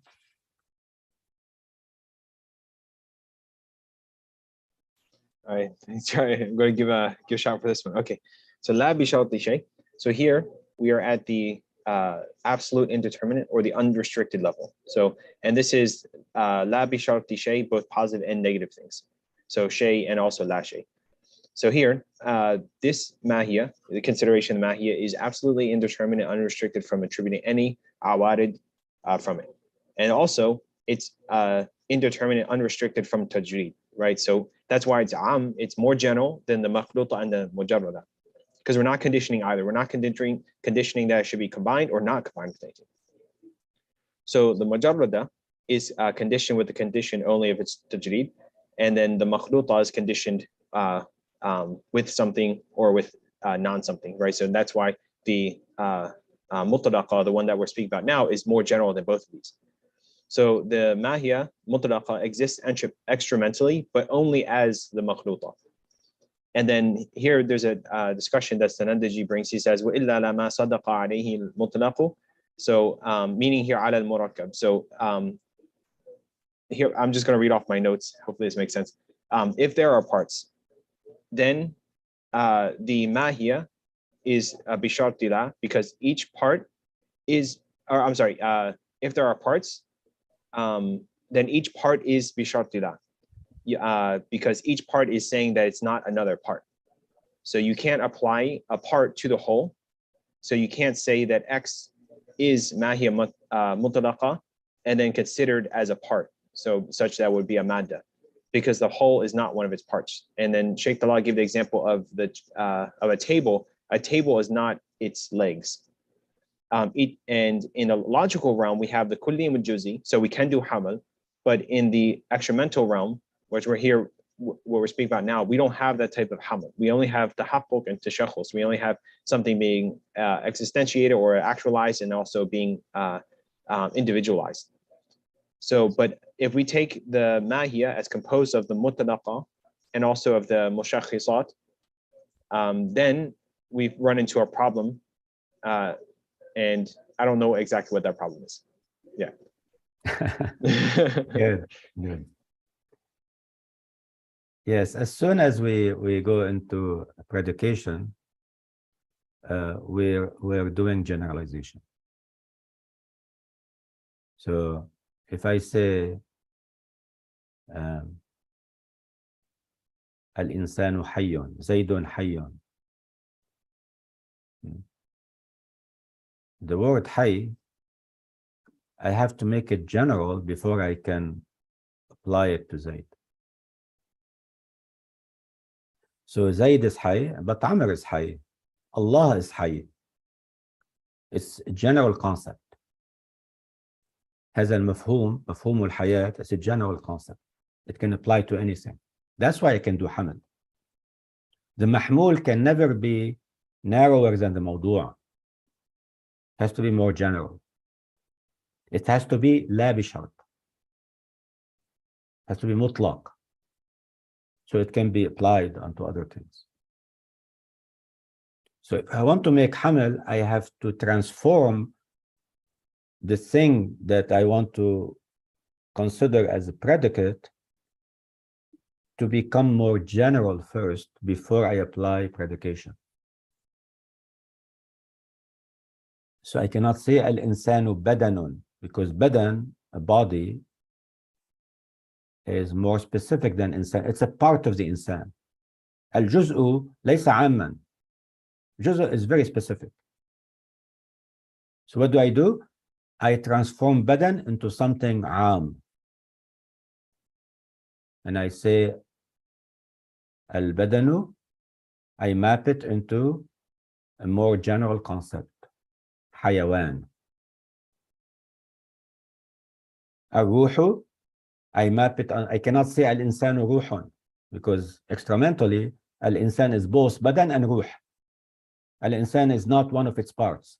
Zayd is not badan, Zayd is not ruh. Zayd is badan plus ruh. So I cannot say al-insanu Zaydun badanun, Zaydun ruhun. This doesn't make any sense in terms of haml. Why? Because al-mahmulu akhassu min al-mawdu'. And it's مقيد. It's جزء من الموضوع. ولا يمكن حمل الجزء على الكل. Because as soon as they say حمل معناه العموم. Or as Zacchaeus mentioned, I think 2 sessions ago, ما يصدق على كثيرين. So المحمول يصدق على كثيرين. كلي has to be كلي, not جزء, not كل or جزء. For حمل to be a حمل, I have to make umum first. I have to transform whatever I have into something kulli, something يصدق على كثيرين, something more general, and then I can apply it as a predicate. I have to do this operation in the mind first. فقال لما صدق عليه المطلق لامتناع صدق الجزء على الكل. والامتناع صدق الجزء على الماهية المطلقة. Because should not consider ماهية مطلقة as a جزء. The whole حمل becomes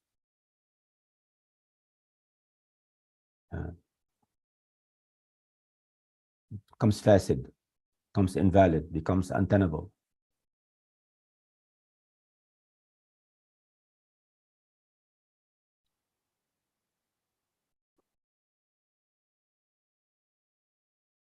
I wanted to say something, but I lost. Okay, let's continue. No condition.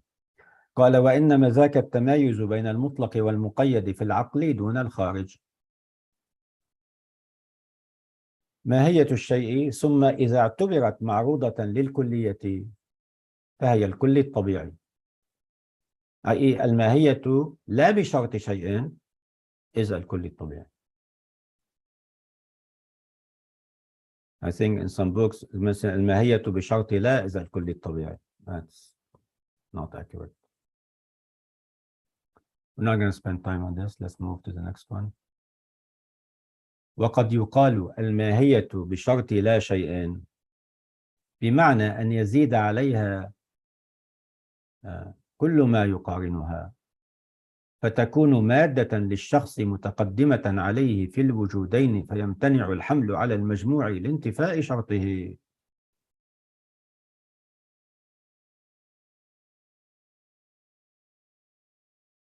So تفتزاني stopped at وجودين and فيمتنع الحمل على المجموع is I added this, taking it from the شرح. So that's the implication. If you consider الماهية بشرط لا شيء, you can no longer perform حمل. يمتنع الحمل على المجموع. Why? Because الماهية بشرط لا شيء, I'm now considering it as a part, as a مادة. بمعنى أن يزيد عليها كل ما يقارنها فتكون مادة للشخص متقدمة عليه في الوجودين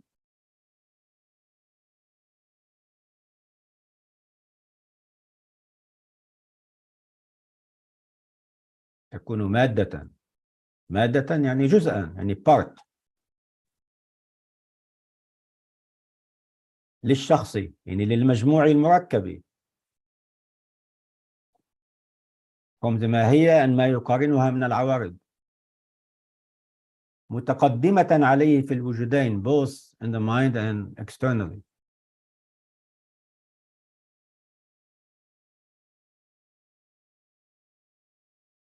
then فيمتنع الحمل على المجموع لانتفاء شرطه.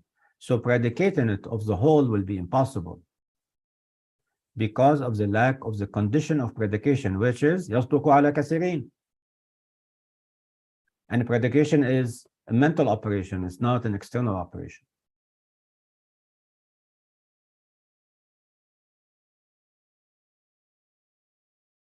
So the leg of a table is بشرط لا. It's a جزء. It's a مادة for the table.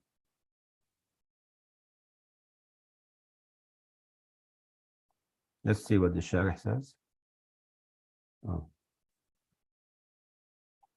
وقد يقال والقائل ابن سينا الماهية بشرط لا شيء بمعنى أنه يزيد عليها كل ما يقارنها، أي يعتبر الأمور المنضمة إليها زائدة عليها.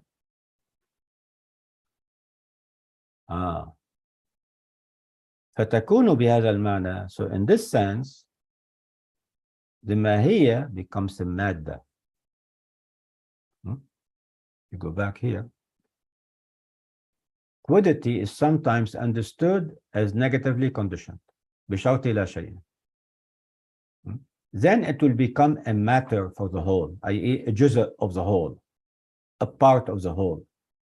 And the part has to precede the whole in the two modes of existence.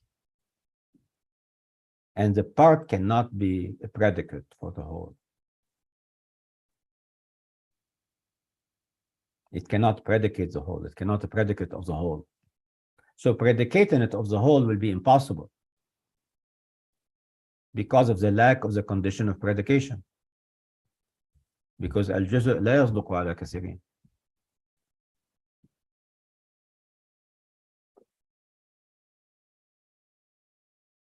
So Ibn Sina is elaborating on this concept, saying الماهية بشرط لا شيء بمعنى أنه يزيد عليها كل ما يقارنها، أي يعتبر الأمور المنضمة إليها زائدة عليها، فتكون بهذا المعنى مادة وجزءا للشخص.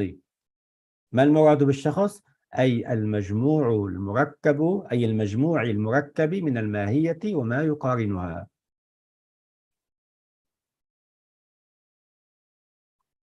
فتكون مادة للشخص متقدمة عليه في الوجودين. أي وجودين؟ الخارجي والذهني.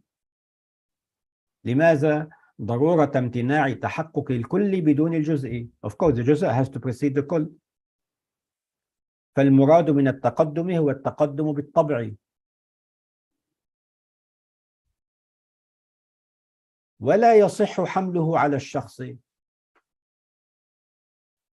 لا يصح حمل الجزء على الشخص، على الكل، على المجموع المركب من الماهية وما يقارنها.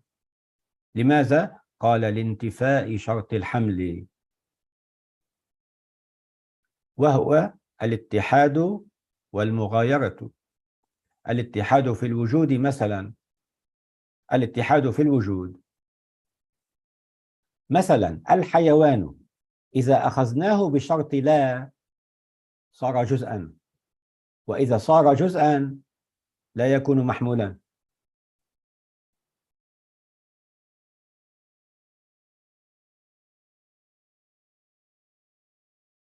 This is very good. Let me see, I think I highlighted something here. Yeah. ولا يصح حمله على الشخص لانتفاء شرط الحمل. This is the outcome. This is the conclusion. This is the implication. وهو الاتحاد في الوجود. مثلا الحيوان إذا أخذناه بشرط أن لا يكون معه النطق كان جزءا ومادة للمجموع المركب من الحيوان والناطق. Even in the mind. If I consider حيوان as a جزء, I'm no longer in كل and جزئي. I'm now in كل and جزء. And if I'm now in كل and جزء, I cannot say الإنسان حيوان. Because the إنسان is a whole and حيوان is a part.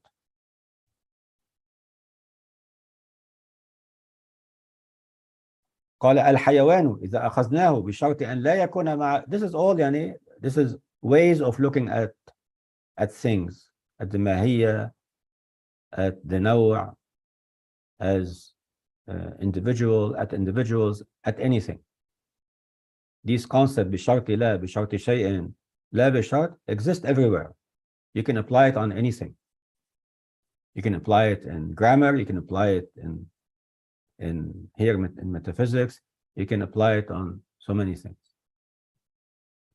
قال الحيوان إذا أخذناه بشرط أن لا يكون معه النطق كان جزءا ومادة للمجموع المركب من الحيوان والناطق ولا يحمل عليه.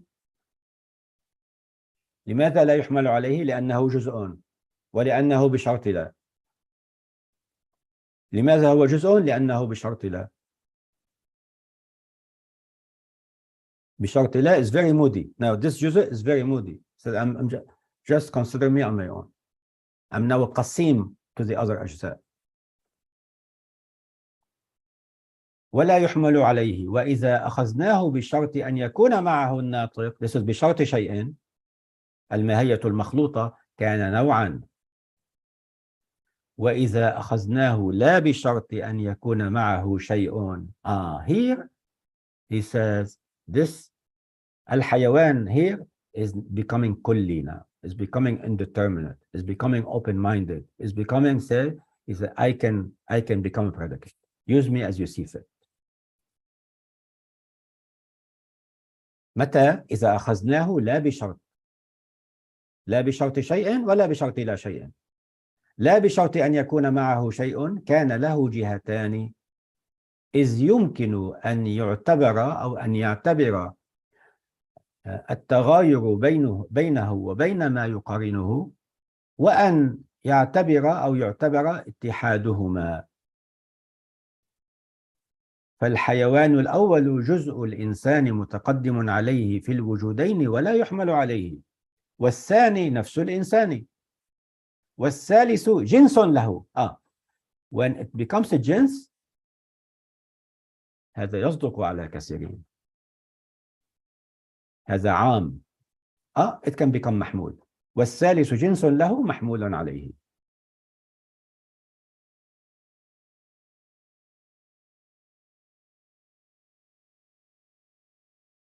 Justin. Right. Inshallah. So here we have quiddity as bisharti la shay. We're speaking, first of all, we're talking about how it cannot be used for haml, right? So if it is considered as a madda for the whole. So this would be like the example of hayawan. It precedes the whole, right? The murakkab or the majmur in the two modes of existence, so both mentally and extra mentally. So the reason why you can't use it to predicate is because predication is a mental operation, and we've assumed that it's mujarrad of even this type of predication. And as well, an individual would be composed of the mahia mujarrada and what accompanies it. So any individual, a shakhs or a majmur, would be composed of mahia mujarrada plus any awarid or mushakhisat. And you can't predicate the mujarrada of the individual. And the reason why is because we've considered it as mujarrad. So we consider it as a part, and the part can't be predicated of the whole. In addition, the condition for haml is that there's ittihad, there's a unity in existence. So now we can consider the mujarrad in these three different ways. So first, we can consider it, a mahia can be considered mujarrada. If it's mujarrada, then it becomes a madda. So it's a matter. And then in that case, it cannot be predicated of the whole, of the majmur. Or we can consider the mahia with the condition of something else. And then that case, it can become a norm. And the example he gave here is hayawan being conditioned with natiq, and then in that case, it becomes a norm. Or we can consider it mutlaqa. In that case, we have two options. We can either consider it, consider the mughayara. In that case, we consider the mughayara, or we consider the ittihad. We have both options. So the example Sandandaji gives is with insan or hayawan and natiq. So in the first case, hayawan would be a part for an insan. In that case, it cannot be predicated of insan. Or if it's a nor, if it's considered bisharti shay, then it's considered to be a nor, and that is insan itself. And then the third type, when it's mutlaqa, it would be a jins, and then it is predicated of insan.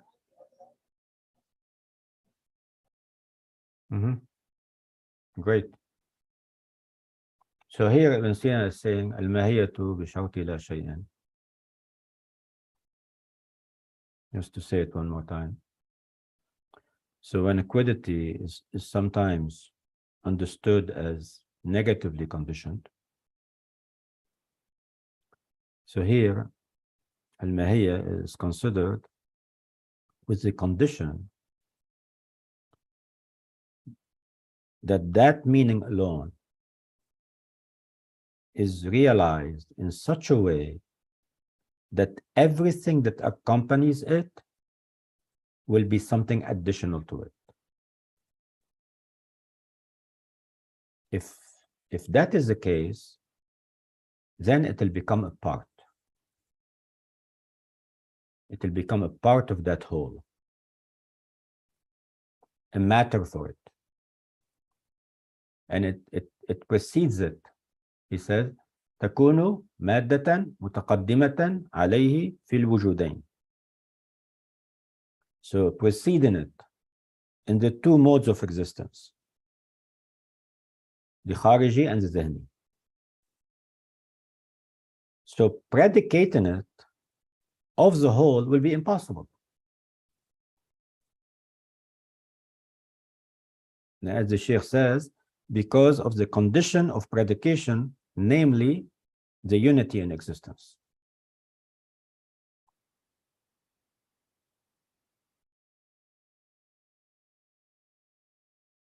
And sometimes it is understood as non-conditioned.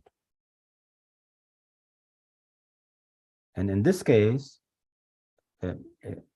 it's given us permissibility. So it's telling us, I can be alone or I can be not alone. I'm open to both possibilities. So if it gives us this permissibility of its being alone and its being not alone, that is to say, like, I'm open to be accompanied by something else. Then in this case, it will be predicated. It will be predicated of the whole. And of itself alone. I can say animal is an animal. And I can say al-insanu hayawanun. I cannot say al-insanu hayawanun when hayawan is taken as negatively conditioned. I can say al-insanu hayawanun when hayawan is taken as non-conditioned. La bishart.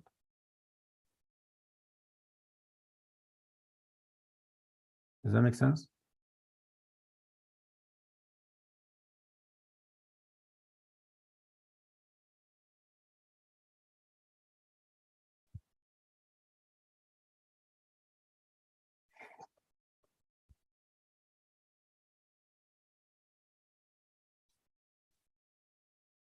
So as highlights, I think we've gone over time again.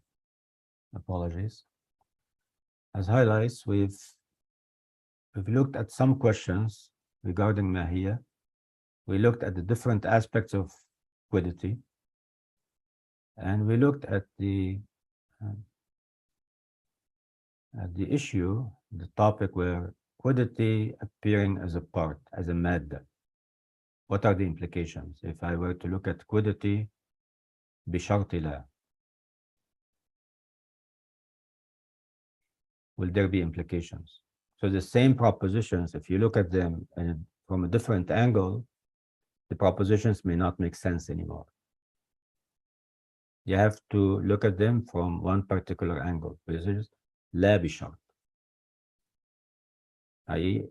Mahia, or the meanings are giving us, are allowing us to have this kind of proposition and this kind of predication.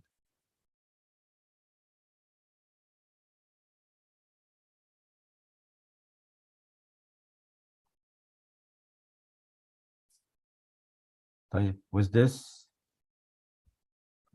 we're coming to an end. This is the last session today. Alhamdulillah, we were able to go over some of the points regarding wujud and some of the points regarding Mahia. Now, the next topic in Mahia would be to go a bit deeper into Mahia itself and Ajza'ul Mahia and how the Ajza' relate to each other. And why do we need to have a jins? Why do we need to have a fasl? And why do we need to have boundaries? Why is it bounded? Why do we have to end with a fasl? Why do we have to end with a jins? Can we have two jinses, two genus? Can we have two fasl? What is the role of the fasl in relation to other fasul or to the genus? But not from the logical aspect, from the metaphysical aspect. We're looking at this from the metaphysical angles. And understanding the Mahia to a deeper level can free our mind in the way we think, and we can start seeing differences in a very subtle way. So even today, when people are writing in various subjects, sometimes you see them writing and using different terminology, but knowing these very subtle distinctions, you can really pinpoint either confusion, or are they consistent, not consistent, to what extent they're consistent or not consistent. You can see things other people cannot see.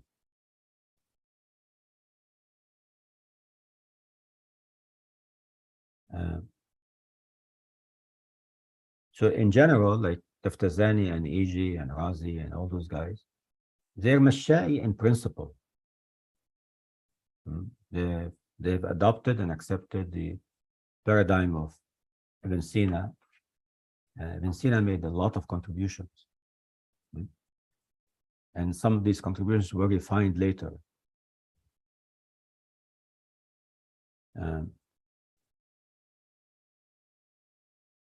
So apologies, we won't be able to go into wujub, imkan and imtina', or unity and multiplicity, or illa and ma'lul.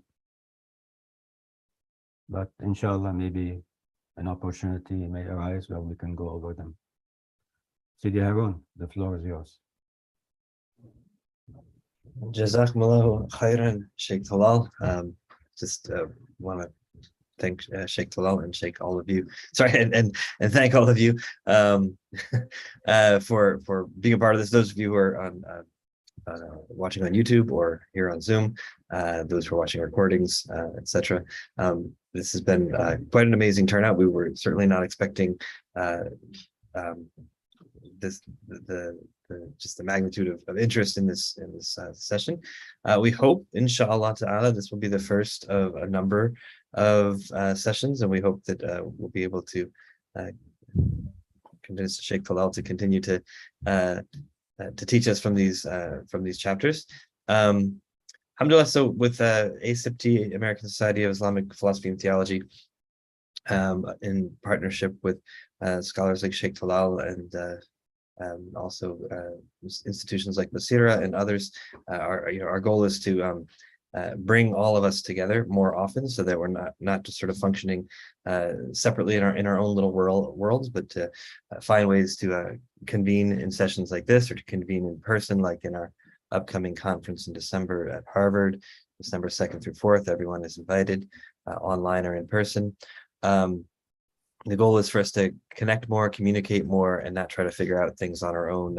It's through mudhakara, through communication and collaboration, inshallah, accelerate the our speed of acquisition of this very useful knowledge, and also enable us to share it with others. So jazakumullahu khairan. I can stay on Zoom for a bit if anybody has any questions about what we're doing and going forward. Inshallah, everybody should have received some login information to this course on Basira. I just found out today that at least one of you did not. So if anyone has not been receiving emails from Basira, you can reach out to me on my Brandeis email, or I would try reaching out directly to Basira. That way we have everybody's names, contact information, etc. At least Basira has that, and we'll have a way to communicate with everyone. And the hope is that we can continue to do this sort of interaction through this hybrid of spaces, Zoom and Basira. Sorry, Sidi Harun, are we going to collect feedback and gauge interest for? Yes, thank you. So we've sent out a few. I think this week I failed. I'm sorry to send out the feedback for last week. But we'll send out a general feedback form and gauge interest about continuing on, what other types of offerings you would like. It seems that 2 of you did not receive Basira emails. So I see. So folks on YouTube, I'm just not going to put it here for now, but you can reach out. Brandeis University, my email there, and I don't know another way to make this happen. Or you can go to the acipt.org website. Let me just put that there. This is all to say, if you did not receive any emails from Basira about this course, it seems that at least 2 people have not. So please reach out directly to Basira, and feel free to reach out to me as well. And we'll try to make sure that is fixed, because we would just like to stay in touch often, and not just on email lists, but in sessions like this, inshallah. Can we also get feedback on the format, the way it's done, and also how we can improve if sure was to happen again? I'm sure Sidi Harun will probably have few questions that we'll ask questions about your feedback, what for feedback about the format, content, meeting times, etc. Everything you can add, and also we can just leave it open. Feel free. When I send that out, I'll leave a box open that you can just put any suggestions that you have. And those who are asking about what they should be looking for, you should have received, you receive emails with the link for the class and for the for the class. There's somewhere in there you should have received a link to the course space on Basira. It hasn't been very active, but at least it's where the videos are also uploaded, as well as we've kept them on the YouTube page for now, because we were working out the kinks. Basira just started a new online learning management system, so I think there's still perhaps some kinks in that. But if you search your email, if you just search your emails for Basira, you should find, hopefully you'll find, look Basira and login information. Hopefully you will find there, inshallah, the link to log into the Basira site. And if not, just drop them an email saying that you did not receive login information. You did not receive login information, and you're trying to log into your class. So sometimes it goes to spam. On Basira, I received something in my regular email, and something went into different areas, like spam or other promotions or Twitter. Or right. Yeah, that's true. Definitely check spam. And if you're using something like, I don't know, yeah, either Microsoft or Gmail, sometimes they, depending on the window, might split it into different types of emails. Yeah, Not just Gmail is spam. weird sometimes. Yeah. Yeah, this is true. So, but I put my email there, and I put the website on the YouTube page. Please reach out to us with any questions. And again, like the big goal here is to find ways for us to meet, as we've done here, more often all together through Zoom, and then also in person, and studying text together. The experiment with Mudhakara sessions, alhamdulillah, I think it was good. It's a very difficult topic. It's just that it's difficult for any of us to I think we were still struggling to understand in those Mudhakara sessions, but the point of the Mudhakara sessions is to what we're trying to do is model at least the system that's used in some of the Ottoman style madrasas and others, where you have your dars, you have your preparation for the dars, you have the dars itself, and then you have Mudhakara, perhaps multiple types and instances of Mudhakara before the next dars, so that we don't just sort of take our notes, fold them away, and wait till the next moment, maybe it's a year later, 2 years later, that we to review them. So we want to and build community as well around this. So jazakumullahu khairan. If there's any questions now, again, I can stick around and take any of the questions now, or we can. And any final thoughts from the attendees? Maybe? Well, that would be nice. Yeah. It was very beneficial. Jazakumullahu khairan. I really like the systematic nature of the presentations and the coverage, and very methodical. I'd love to be able to keep learning and go through the rest of the topics that we had planned to cover. So if we can organize other sessions, that would be wonderful. Jazakumullahu khairan, Sheikh Talal. Jazakumullahu khairan.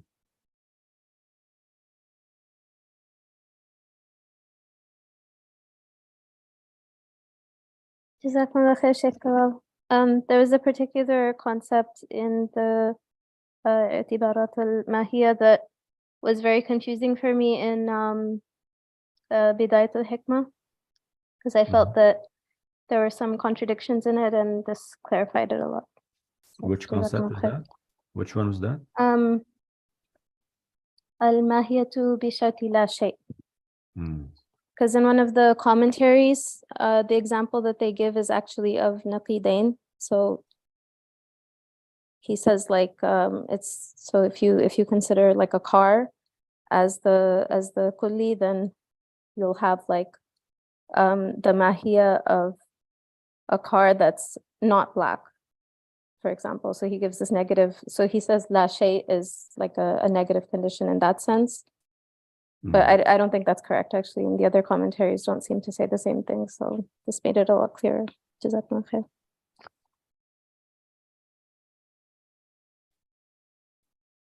Yeah. Yeah. See, understanding these things are also very good. Like Tusi has to understand these things very well in order to refute Razi. So you have to master these things if your aim is to refute somebody else.